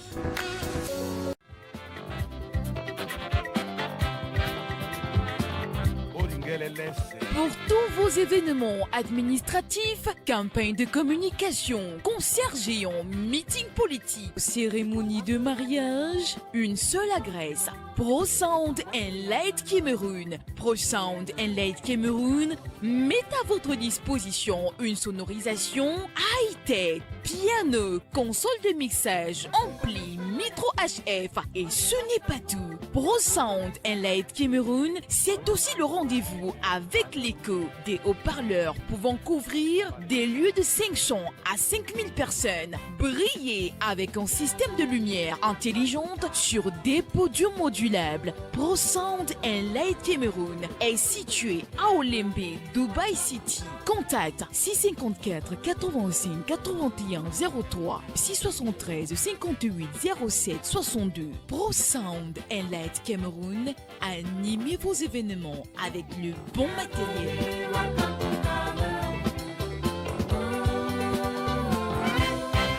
De la longévité. Les éditions Aminata Sofal ont le plaisir de vous annoncer la parution d'une œuvre littéraire exceptionnelle, étude intégrale d'un chef-d'œuvre romanesque d'Idrissa Sogorkodio. Cet ouvrage analyse, avec profondeur, Fils de prélat, le roman emblématique d'Armand Claude Abanda, écrivain camerounais de renom et titulaire de la chaire UNESCO d'Afrique centrale accestique. Ce récit, écrit en classe de terminale, traduit en italien, et enseigné au Gabon et au Congo-Brazzaville, incarne les idéaux de l'humanisme et du panafricanisme. Un livre de référence pour élèves et étudiants et un livre de chevet pour tous les amoureux des belles lettres. Cette étude s'inscrit dans la continuité d'une réflexion initiée lors du Festival international du livre et des arts assimilés du Bénin en octobre 2024. Idrissa Sogorkodio, écrivain et critique littéraire sénégalais, est reconnu pour sa plume panafricaniste et son engagement pour les lettres africaines. Lauréat de nombreux prix prestigieux, il nous offre ici une œuvre lumineuse, dédiée à tous les amoureux de la littérature. Découvrez cette analyse captivante et laissez-vous inspirer par la richesse de la littérature africaine. Disponible dès maintenant aux éditions Aminata Sofal. Vous aimez quand c'est chaud et généreux? Dis-moi tout. Canal+ met du piment dans votre télé. Réabonnez-vous pour profiter d'une offre brûlante avec toutes les chaînes offertes pendant 15 jours. Regardez. Goûtez aux nouvelles émissions et séries épicées comme on aime. Ouais, ça donne chaud. C'est gagné! Qui aime les akara ne doit pas avoir peur du piment. Attention, intrigue tout feu tout flamme. Je vais vous régaler ce soir. Vibrez devant les films les plus chauds du moment. Et vivez des ambiances bouillantes dans vos matchs tant attendus. J'ai senti mon corps vibrer. Alors, ça chauffe, non? Réabonnez-vous vite.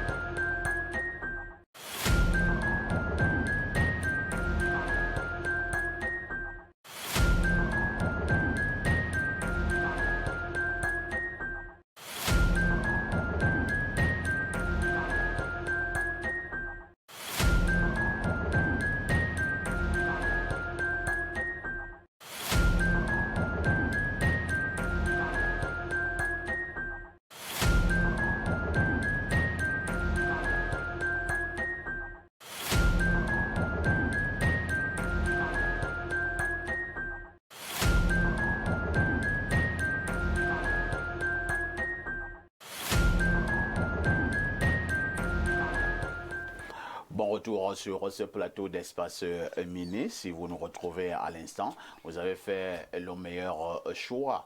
Et pour tous ces messages qui continuent à parvenir, ou certains veulent savoir à quand la rediffusion de l'émission Libre Expression d'hier, il faut dire que la rediffusion aura encore lieu cet après-midi à partir de 13h30 minutes. Je dis bien la rediffusion de Libre Expression d'hier. Ce sera cet après-midi à partir de 13h30 heure du Cameroun.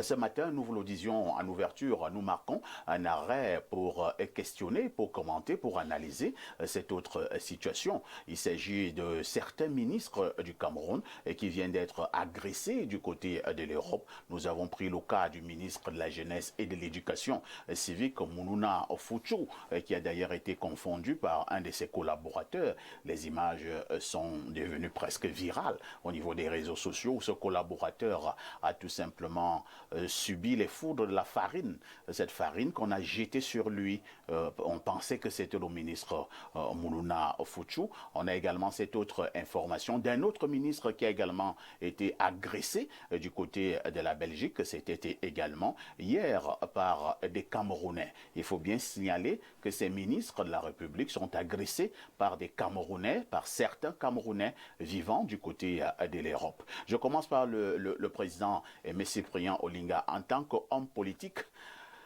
qu'est-ce que cela vous amène à quel commentaire que vous pouvez poser face à ce genre de situation?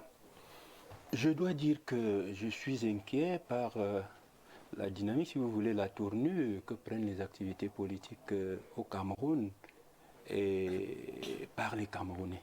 Et je suis vraiment inquiet. La violence semble être quelque chose aujourd'hui qui s'est introduite en politique. Elle vient de toutes parts. Vous voyez bien que quand on nous rentre dedans, quand on veut nous supprimer, ce n'est pas... C'est des actes d'une violence qu'on ne peut pas justifier. Et puis, je dois dire que cette diaspora qui se trouve du côté de l'Occident, si par extraordinaire, certains d'entre eux, je vous ai dit tantôt que moi je n'irai pas en exil, dites-vous bien qu'avec cette violence que moi j'ai subie au quotidien, avec ces tentatives d'assassinat, avec ces assassinats de mes parents, qui se font sans que personne, sans que l'État, qui est supposé nous garantir à tous la sécurité, ne lève le petit doigt. Est-ce que vous pouvez imaginer que si, par extraordinaire, je me retrouvais en exil, je ferais des bisous sur la joue de ceux qui gouvernent le Cameroun avec une telle atmosphère délétère, avec une telle violence? Je ne leur ferai jamais des cadeaux. Et je dois dire que la violence, celle qui est appliquée au Cameroun, j'ai l'impression que nos compatriotes de la diaspora, qui, pour certains, je sais que certains qui sont partis là, après la prison, ils ont fui, après avoir été... je crois qu'ils sont allés, certains parmi eux, ils se sont radicalisés. Et que, sans vouloir justifier justement cet acte de violence, mais je crois peut-être comprendre que lorsque vous avez été victime de la violence des gouvernants à l'intérieur du pays et que vous avez par extraordinaire réussi à vous échapper, mais vous devenez pratiquement également quelqu'un qui va les attendre là où vous aussi, vous pouvez vous venger. J'ai dit qu'il faut que la politique camerounaise... Alors, si je comprends très bien, oui, vous soutenez ces actes des Camerounais qui agressent la ministre à l'étranger, c'est ça? Je ne soutiens pas. Je vous ai dit que je dénonce la violence qui s'est introduite en politique. La politique est quelque chose de noble. C'est un combat d'idées. C'est un combat convivial où seules les idées s'affrontent. Mais je dis que lorsque, à l'intérieur, ceux qui gouvernent montrent le mauvais exemple, c'est-à-dire qu'ils considèrent que lorsque vous avez des positions qui ne sont pas du politiquement correct par rapport à ceux qui gouvernent, vous êtes non seulement ostracisé, vous êtes victime de ce que moi j'ai subi au quotidien, par exemple, mais il est tout à fait logique que ceux qui subissent cette violence, cette violence au quotidien. Ceux qui ne sont pas aussi forts que nous, qui ne veulent, moi je veux pas aller en exil, je l'ai dit, mais ceux qui partent pour échapper à cette violence interne, ce qui se fait sur le plan intérieur, lorsqu'ils se retrouvent de l'autre côté, il est logique qu'ils développent des attitudes justement de vengeance. Heureusement, moi j'ai vu les images là, bon, ils n'ont pas appliqué des gourdins, heureusement pour le moment. C'est une violence douce. Apparemment, c'est une violence douce parce que c'est de la farine. C'est de la farine. Bon, je ne sais pas si la farine fait très mal par rapport à une moto qui vous rentre dedans et qui vous laisse à moitié mort. Donc, je dis que il faut que nous comprenions, oui, justement, que nous comprenions que la politique, ce n'est pas la guerre, c'est un combat d'idées. Et que d'abord, c'est nos dirigeants qui doivent montrer le bon exemple pour qu'effectivement, on ne soit pas en train, par cette violence quotidienne à l'intérieur du pays, justement, de créer je dirais pas des maquisards, mais des gens qui, se retrouvant de l'autre côté, vont également s'organiser pour apporter, comment on appelle ça, pour apporter justement la riposte. Merci. Alain Douc, le constat est clair. Hein? Il y a une sorte de violence qui a intégré le terrain politique. Et cette violence, apparemment, elle se fait de plus en plus voir à l'approche d'une élection présidentielle au Cameroun. Ce n'est pas la première fois que certaines grandes autorités camerounaises sont attaquées à l'extérieur des frontières, notamment en Europe, aux États-Unis. Ils ont remis cela avec 2 ministres de la République pour ou contre cette manière d'agir lorsque nous sommes sur le terrain politique. Vous savez, je suis de ceux qui pensent qu'en réalité, il faut dépassionner tout, non pas seulement le champ et l'écosystème politique. En matière d'agression, cette actualité nous donne quand même de réaliser que sous d'autres cieux, on a vu de hautes personnalités jusqu'au chef d'État agresser, notamment aussi jet de tomates, jet de farine, etc. On a même vu un président être giflé. Je dis, ça c'est un ministre, je dis président. C'est-à-dire, voilà, Macron, il n'y a pas longtemps, a été giflé. Bien. Il faut qu'on comprenne Soulignons également que celui qui a giflé Macron a fait la prison. Oui, oui. Bien. Maintenant, il faut qu'on comprenne que le champ politique, tel que moi j'en fais la lecture, c'est un champ de la violence. Il y a des violences assumées telles que nous sommes en train de la déplorer avec le cas d'espèce, et il y a des violences sournoises. Parce qu'on subit au quotidien de la part de ceux qui gouvernent des formes de violence sournoise, mais qui n'en demeurent pas moins des violences.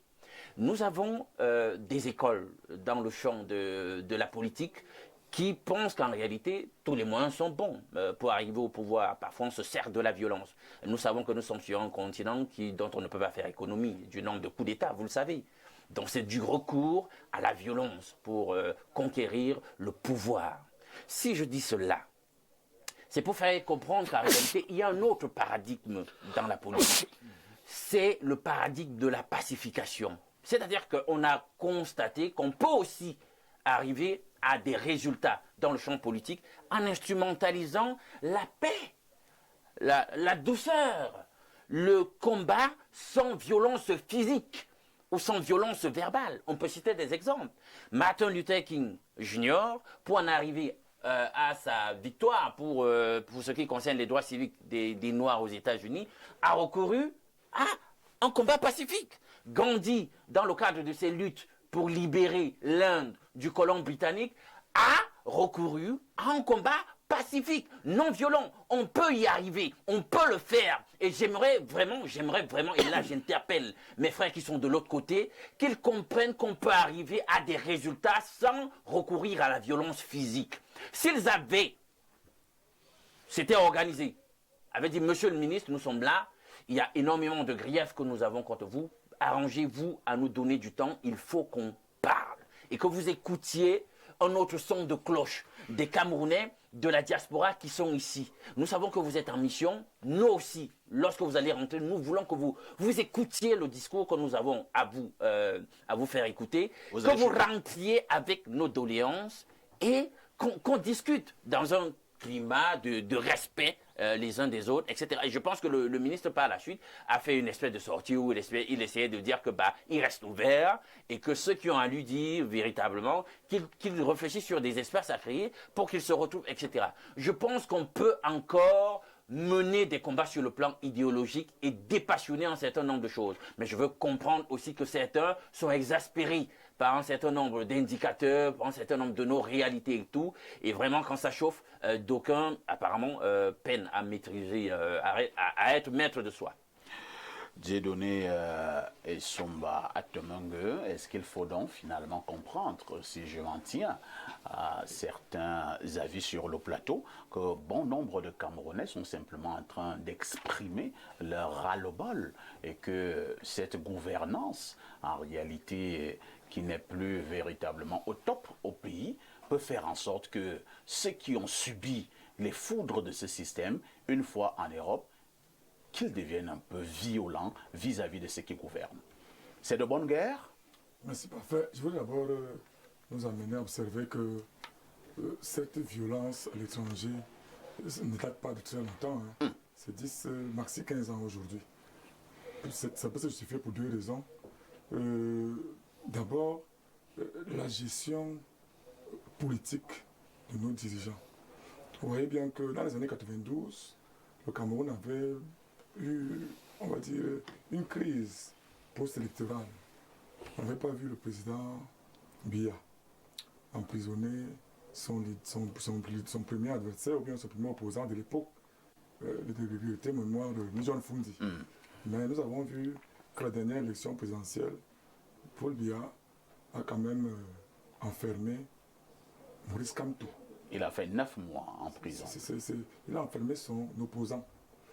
En démocratie, dans des grandes démocraties, c'est assez à décrier et ça peut s'expliquer. Maintenant, il y a aussi, et puis, toujours dans la gouvernance politique du régime, quand vous avez un ministre, et puis le gouvernement, le gouvernement doit savoir qu'ils sont exemplaires. C'est-à-dire que ce qu'un membre du gouvernement fait, c'est qu'un premier ministre pose comme acte, ou bien c'est qu'un chef de l'État pose comme sort de sa bouche, impacte le peuple, que ce soit sur le territoire national comme à l'étranger. Quand vous avez un ministre de la République, qu'à chaque fois qu'il sort, il y a des discours, je vais prendre quelques mots, hein, Moulinex, le serpent qui va affamer, qui va... Voyez un peu. Quand un membre du gouvernement qui s'occupe d'un ministère aussi important comme le MINAT peut de temps en temps montrer aux Camerounais comment est-ce qu'il faut apeurer les gens, il faut intimider, c'est même de la violence verbale. Et puis vous avez vu dernièrement le discours du président de la République du 10 février, comment il a traité ses opposants. C'était un peu non seulement injurieux, mais très menaçant. Alors que vous avez quelques extraits? Bon, je veux pas... Vous avez vu la menace à quel niveau? Non, les apôtres du chaos? Quand on dit apôtres du chaos... C'est une menace? Oui, c'est une menace déguisée. Mais c'est un langage qui ne devrait même pas sortir la bouche d'un chef d'État. Qualifier tes contradicteurs d'apôtres du chaos. Son opposant aujourd'hui, c'est-à-dire le président du parti politique d'opposition, je suis quand même l'un des rares présidents de parti politique qui a, pendant longtemps, défendu et qui l'a beaucoup soutenu. Ça veut dire que c'est quelqu'un sur qui nous avons donné beaucoup, nous avions beaucoup d'espoir. Lorsque vous le souteniez, il n'était pas encore violent, il n'était pas encore très violent. Parfois, on dit que c'est nouveaux collaborateurs, ceux qui sont plus proches de lui. D'autres personnes disent souvent que c'est parce qu'à l'époque, il y avait d'autres SGPR, il y avait d'autres ceci. Quand ces gens étaient à côté de lui, il n'emprisonnait pas ses opposants. On n'avait pas de MINAT. Je prends toujours l'exemple du MINAT. Quand René Sadi était MINAT, est-ce que un jour vous avez vu le MINAT s'est mixé dans les affaires d'un parti politique? René Sadi, il a la formation d'un diplomate. Oui, mais c'est l'un des rares du gouvernement Biya. Ça peut être une déformation professionnelle. Non, c'est pas ça. Il y a des diplomates qui n'ont pas fait bonne presse. Hein. Je veux prendre le mémoire Belinga Boutou. Je pense qu'il était diplomate, mais il n'a pas fait très bonne presse. Ah, ça c'est votre avis. Hein? C'est mon avis, c'est relativement à moi. Mais ils sont très peu. Quand vous allez voir René Sadi, très peu. Hein. peut-être le ministre Barangele, très peu, vraiment, qui sortent du lot. Un Minat qui se mixe. Je voudrais te rappeler que le débat ce matin porte sur les agressions des ministres en Europe et non sur le Minat. J'en viens. Enfin, c'est juste pour que nous soyons au même niveau d'analyse. Quand vous avez donc un gouvernement où les ministres excellent dans l'arrogance, dans la menace des populations, dans les menaces, très forcément, parce qu'au Cameroun, si tu parles, tu peux être convoqué au CEMIL, comme très dernièrement, là, il y a un intellectuel, là, j'oublie son nom, là, qui très souvent, dès qu'il sort d'un plateau de télévision, on le convoque à la CEMIL. Si tu ne peux donc pas avoir des godasses pour ne pas être convoqué à la CEMIL, pour ne pas être, je ne sais pas trop quoi. Lui, il dit quoi comme ça, pourquoi le convoque? Le docteur Nké, j'allais oublier son nom, le docteur Nké. Il suffit de pour se prendre une opinion, on te fait convoquer. Très clairement, quand vous êtes à l'extérieur, ils essaient donc d'exprimer comme ils peuvent. Si vous avez un leader de parti politique, comme par exemple le président Cabral Libi, quand il veut un parti politique qui doit se mouvoir, quand le RDPC par exemple veut tenir un meeting quelque part, on leur donne des récépissés, non pas trouver, mais quand un leader de parti politique, que ce soit le PSN, que ce soit le MRC, que ce soit n'importe quel autre parti, c'est interdit. Ils vont voir comment on s'exprimer, comment se réunir à l'extérieur, et ça va arriver comme ça va arriver. Et donc, il faudra donc que le régime essaie de revoir sa gestion de la politique. Deuxième chose, il y a aussi... Et vous chuterez par là. C'est juste par là. Deuxième chose, c'est quand quelqu'un a faim, c'est très difficile de le contrôler. Quand quelqu'un a faim, il jette la farine sur les ministres. Au lieu de faire des gâteaux, il mange. Parce que si quelqu'un avait vraiment faim, avec cette farine-là, il pouvait faire des gâteaux ou bien du pain et manger. Alors quelqu'un qui balance, il y a de la farine, ça veut dire qu'il n'a plus trop faim là. Je vais vous dire que essayez un peu d'observer. Je le dis même souvent, très souvent, parce que je suis président de beaucoup d'associations. Je ne sais pas, ils sont très peu de milliardaires. Enfin, ils sont très peu qui sont devenus milliardaires parce qu'ils sont allés à l'extérieur. La plupart de nos milliardaires, ce sont ceux qui ont commencé à créer des institutions au Cameroun. Ça veut dire que la plupart des gars qui sont allés à l'extérieur sont allés par contrainte. Et donc, ils se disent qu'ils sont des frustrés en réalité. Et quand un régime a fait il y a plus de 42-43 ans et que les jeunes ne trouvent plus leur compte, ils se retrouvent contraints à aller à l'extérieur, manifestement et très évidemment, ça peut, parce qu'il faut le dire, parfois ici, vous êtes un journaliste de renom au Cameroun, beaucoup, vous avez réussi au Cameroun, beaucoup vous envient. Ils sont de nombreux comme vous, qui sont au Canada, en Europe, partout, et qui sont allés là-bas d'une manière contraignante.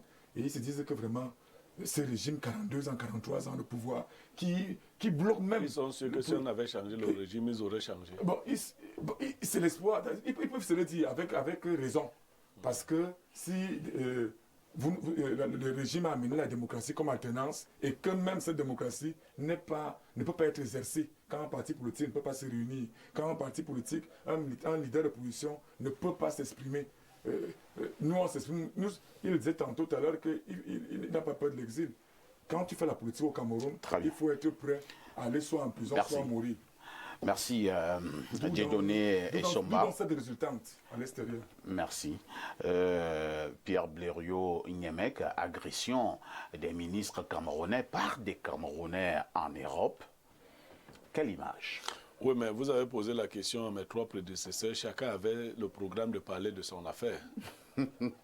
Je crois que c'est l'Europe qui manque de respect au Cameroun. Est-ce que vous pensez que le Cameroun peut recevoir un ministre français au Cameroun et on laisse qu'on l'agresse au Cameroun? C'est pas imaginable. Le président français peut venir ici au Cameroun en visite. Même des Français l'agressent devant la sécurité camerounaise. Ce n'est pas imaginable.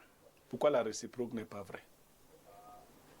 Puisque tu nous as indexé, je te pose la question, quand eux-mêmes agressent leurs propres dirigeants... Non, lorsqu'ils agressent leurs propres dirigeants, ils sont ça veut donc dire que nous sommes insignifiants. Si déjà on envoie un ministre et il passe totalement inaperçu, il n'y a pas un... J'ai donc dit ce que je veux dire. Eux-mêmes agressent déjà on nous méprise. Est-ce que la sécurité belge n'a pas protégé le ministre? Une fois la sécurité du président Paul Biya s'est occupée de ces petits barbares, on a menacé de porter plainte à la sécurité du chef de l'État, vous vous rappelez? C'est-à-dire que moi, qui étais en train de féliciter les gars qui avaient bien bastonné les gars de la basse. Bon. Après, on a commencé à dire ici, vraiment, Non, moi je dis, si vous êtes ministre camerounais, vous voyagez, prenez vos précautions. D'accord? Vous avez beaucoup de sacs. Ils vont souvent quitter avec des gros bras ici. Non, ils ont des sacs d'argent. Ils ont de l'argent. Pour faire quoi? Prenez la base, hein. Je vais vous dire comment la base fonctionne. La base n'a pas une orientation, c'est des affamés. Ah bon? Tu donnes l'argent, tu dis même qu'entre eux, tapez-vous entre vous, ils vont se taper. Il n'y a pas des gens qui ont une idéologie. Ne crois pas que c'est des gars qui sont que non, je tape sur papa et c'est non. Si tu pars, tu te dis voilà 1000 €, tape ton frère. Il va taper son frère. Donc c'est des cas sans idéologie. Et attends, tu avais déjà entendu que quelqu'un c'est Belinga Eboutou? Non. Pourquoi? Ils savaient comment les traiter, non? Ils sont fâchés parce que depuis là, on leur donne plus ce qu'on leur donnait. Ça, il faut que vous le sachiez. Ce n'est pas des gens qui ont une idéologie, qui défendent des causes nobles. Non. C'est des gens qui sont hyper opportunistes. Ils ont tout ce temps. Non, entre eux, ça ne marche même pas. Ces derniers temps, chacun revendique, c'est moi qui ai créé la base ceci, base cela. Ce n'est pas toi qui as créé. Ils ont fait des petites associations de voyous. Quand ils se retrouvent là-bas, le partage de l'argent les divise. Ils commencent à dire, non, il faut qu'on s'organise. Moi, je sais, si vous partez là-bas, vous les ministres, allez avec de l'argent, vous donnez aux amis, à leurs ennemis. Ils se tapent entre eux là-bas, ils vous collent la paix. Moi, il ne faut pas, puisque l'État français et les autres ne veulent pas vous protéger. Mais au chef de l'État, je dis là, il ne faut pas le faire. Quand le chef de l'État se déplace, qu'il y ait des gens pour casser la gueule à toute personne qui veut s'approcher du chef. On lui casse sauvagement la gueule. On ne va pas porter de plainte au Cameroun. C'est comme ça qu'il faut les traiter. Il ne faut pas aller là-bas. C'est-à-dire, bien, tu as des gens là qui sont bien formés. Tu les amènes. Quand quelqu'un fait ça, on casse la gueule, on casse un bras. C'est comme, on le jette là-bas. C'est comme ça qu'il faut les traiter. Donc vraiment, moi je ne suis pas là. Et ils sont violents, vous voulez que nous on soit doux. Et vraiment. Et les autres personnalités qui vivent en Europe, qui ne sont pas d'accord avec la base, organisez-vous aussi pour violenter ces gars. Qu'est-ce que... Attends. Non, vous voulez nous... Comme il y avait la violence ici, c'est pour cela que vous allez attendre un ministre. Le ministre de la Jeunesse, qui ne parle donc jamais de Moulinex, qui a toujours un langage raffiné. On a eu pitié de son langage raffiné. Donc même si, donc je vois que s'ils vont même à Tangandi là-bas, ils vont même si pas... Si Tangandi lui part là-bas, il sera préparé. Alors Tangandi n'est pas un enfant de cœur. S'il part là-bas, il ira avec ses serpents affamés et tout le reste. C'est comme ça. Alors, on va lire quelques préoccupations, une fois de plus, de nos nombreux téléspectateurs. Hein. Bonjour, le sac de modérateur. S'il te plaît, votre émission Libre Expression, la rediffusion passe quand et à quelle heure? Et Néo nous a fait ça hier. C'est Célestin depuis Ahala. Je l'ai dit tout à l'heure, la rediffusion, ce sera cet après-midi à partir de 13h30, heure du Cameroun. Autre message ce matin, je vous amène au 243, je pense que c'est le Congo. Alors, je sais pas, il dit ici, Paul Kagame, Hitler d'Afrique, je ne cède jamais aux menaces et intimidations. Nous sommes au courant de la présence de vos antennes en RDC. C'est la fin de... Bon, vraiment, ça n'a rien à voir hein, avec notre thème, monsieur du Congo. Peut-être que vous êtes en train de regarder une autre chaîne. Alors, prenons un autre message très rapidement.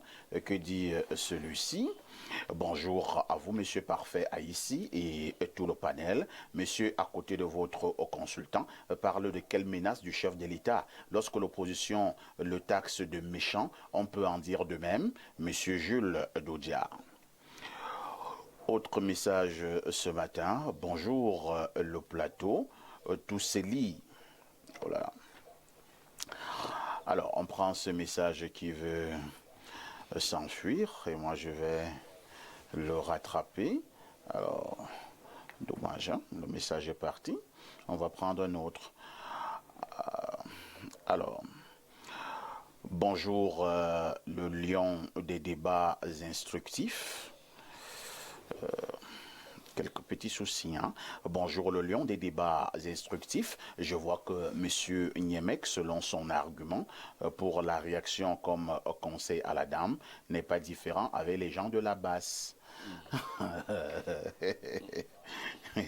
Autre message ce lundi. Bonjour le panel. Monsieur Parfait Haïssi, nous ne cautionnons pas la violence, mais ce régime pousse à bout. Nous sommes dans une démocrature où les gouvernants agissent avec outrecuidance. Et pour moi, ce sont des attitudes qui suscitent la frustration et amènent à ces agressions des ministres. C'est Abed Nego Odoyomaban. Ah. On a failli dire Ben Nego Massang, hein? Paix à son âme. Autre message ce jour. Bonjour Parfait Haïssi. Alors, bonjour Parfait Haïssi. C'est Sa Majesté Essomba.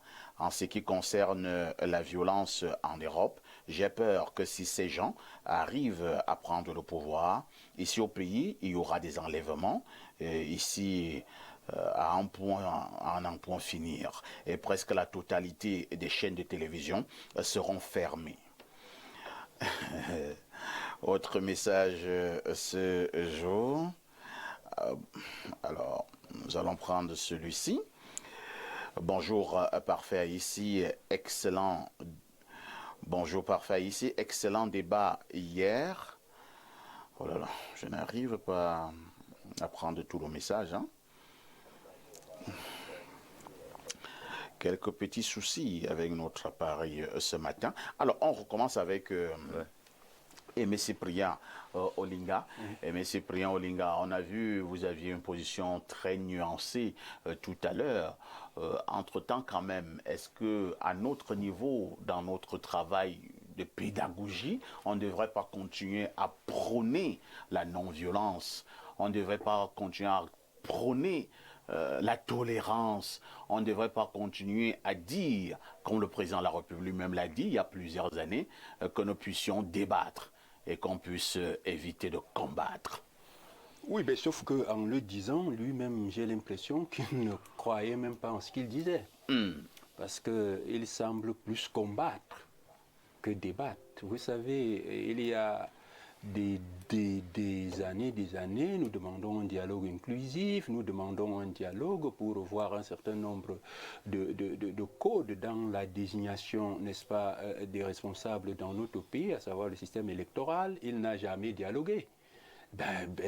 Mais quelqu'un l'a dit tout à l'heure, et moi j'ai été choqué d'entendre le président de la République qualifier, nous, ces contradicteurs d'apôtres du chaos. Alors quand un président, je vous dis que la violence part du Cameroun.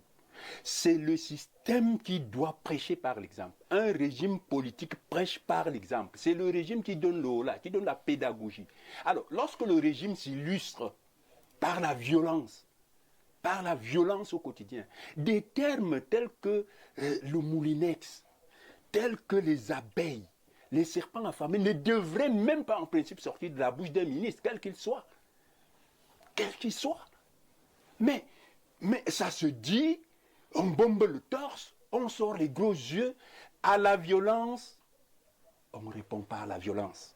Ça c'est clair. Et donc nous devons prêcher. C'est pour ça que mon propos était de dire, mais revenons un peu sur terre. Parce que nous sommes en train de prendre une pente, ma foi, qui risque d'être très dangereuse à court terme. Mais ressaisissons-nous. Et en nous ressaisissant, il faut que le régime de M. Biya se ressaisisse. La violence ne peut pas construire. Et à la violence, ils ont tellement rendu les Camerounais violents parce qu'à force de frapper, de tabasser, de menacer, mais vous radicalisez aussi l'autre. Et par instinct de survie, parce que chaque être humain a ceci de particulier, qu'il y a un instinct de survie en nous. Mais vous pensez que si moi j'étais, justement, je continue de le dire, avec cette violence, si j'étais celui qui répond à la violence par la violence, j'aurais probablement déjà pris le maquis comme les Oumniobé. On ne peut pas vivre dans un pays où le système, où le régime, au lieu de prêcher par l'exemple, l'exemple en termes de gouvernance, l'exemple en termes de justice sociale, l'exemple en termes de dialogue et de concertation, s'illustre plutôt dans le non-dialogue, s'illustre dans les menaces, s'illustre dans de la provocation.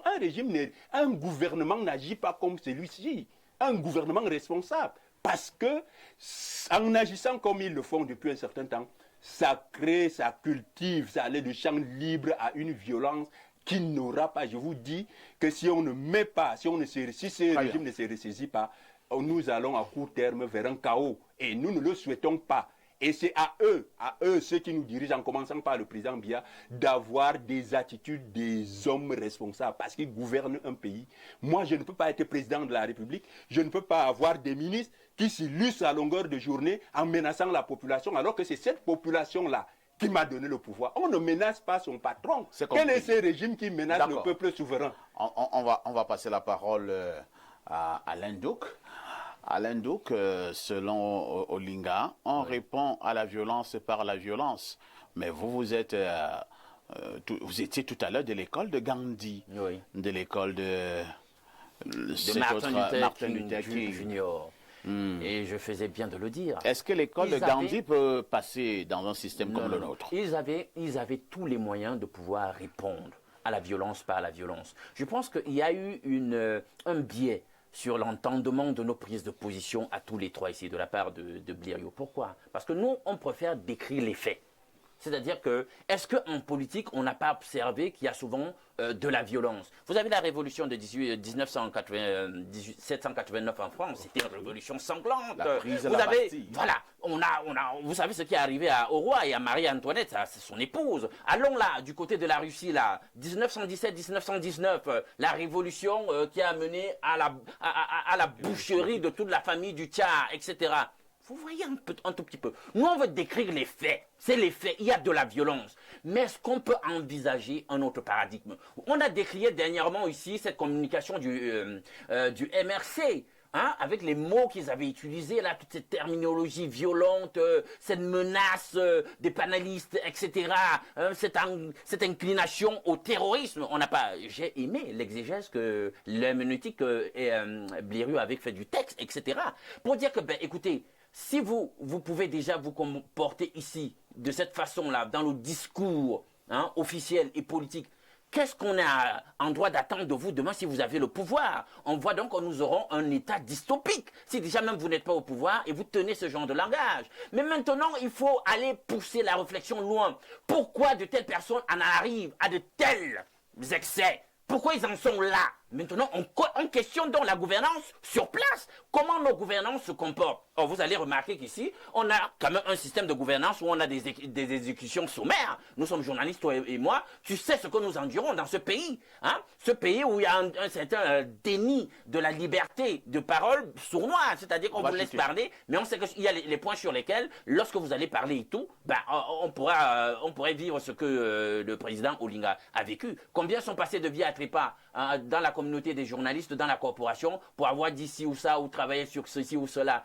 Combien pour d'autres sujets sont enlevés. On voit comment nos finances publiques par moments sont utilisées. Au lieu d'utiliser l'intelligence d'État pour la prospective du gouvernement, du développement, on utilise l'intelligence d'État pour le diriger, l'orienter contre ceux qui sont dissidents dans le peuple. C'est pas possible. C'est pas comme ça qu'on veut démontrer qu'on a un peuple, qu'on a un gouvernement qui veut faire les choses correctement. Donc du coup, il a raison lorsqu'il dit, M. Olinga, que le gouvernement devrait être la boussole, la girouette qui nous indique comment on doit se comporter dans la sphère publique.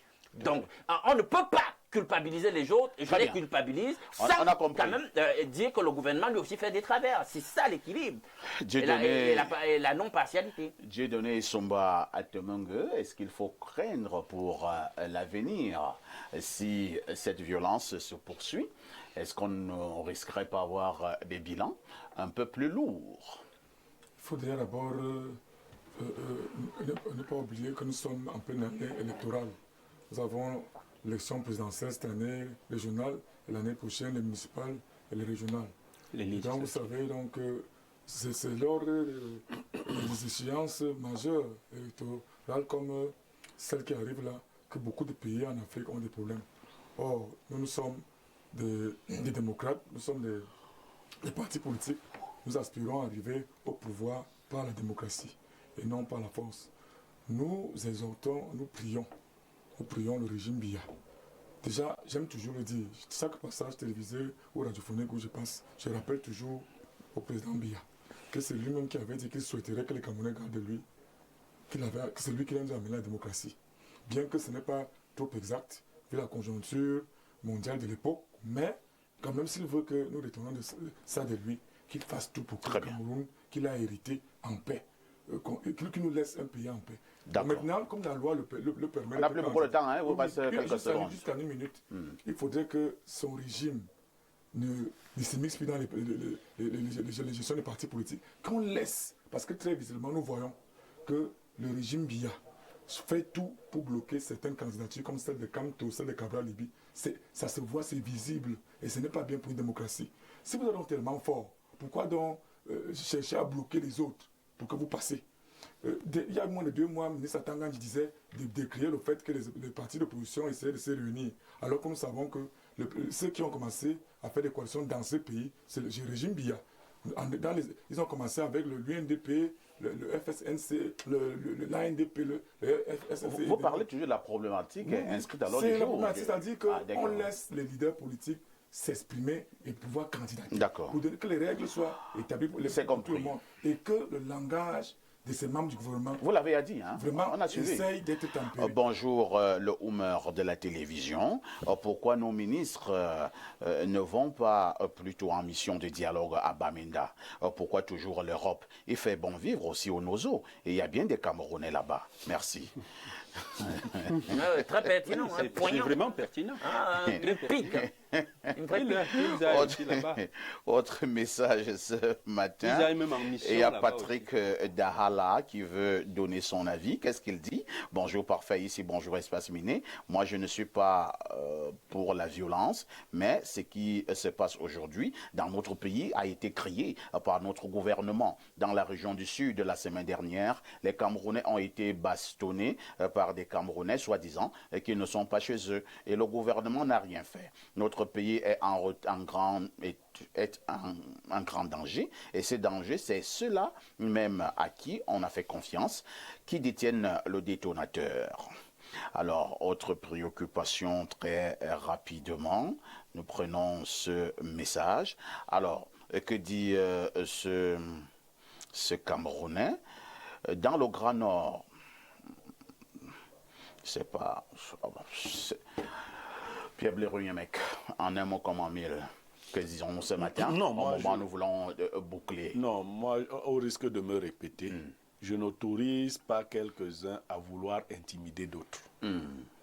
Je n'ai jamais validé aucune violence que le gouvernement pourrait perpétrer contre quelque individu que ce soit. Mais je dis que moi, je connais la psychologie de la brigade des anti-quoi là. Anti-Sardina. Vous savez déjà que le nom lui-même est problématique, non? Vous savez, et que le nom lui-même crée un schisme. Ils n'ont même pas réussi à avoir l'adhésion de la majorité. Ceux qui ne pensent pas comme ceux qui seraient des tontinards sont des sardinards. Voilà, il faut les violenter. Ils ne s'arrêtent pas qu'aux ministres et autres. Quand ils s'attaquent aux artistes, ce sont les artistes-là qui gèrent mal le gouvernement. Voilà, ils s'attaquent à tout le monde. Donc je dis que ceux qui ont les moyens de s'organiser pour violenter la base, organisez-vous.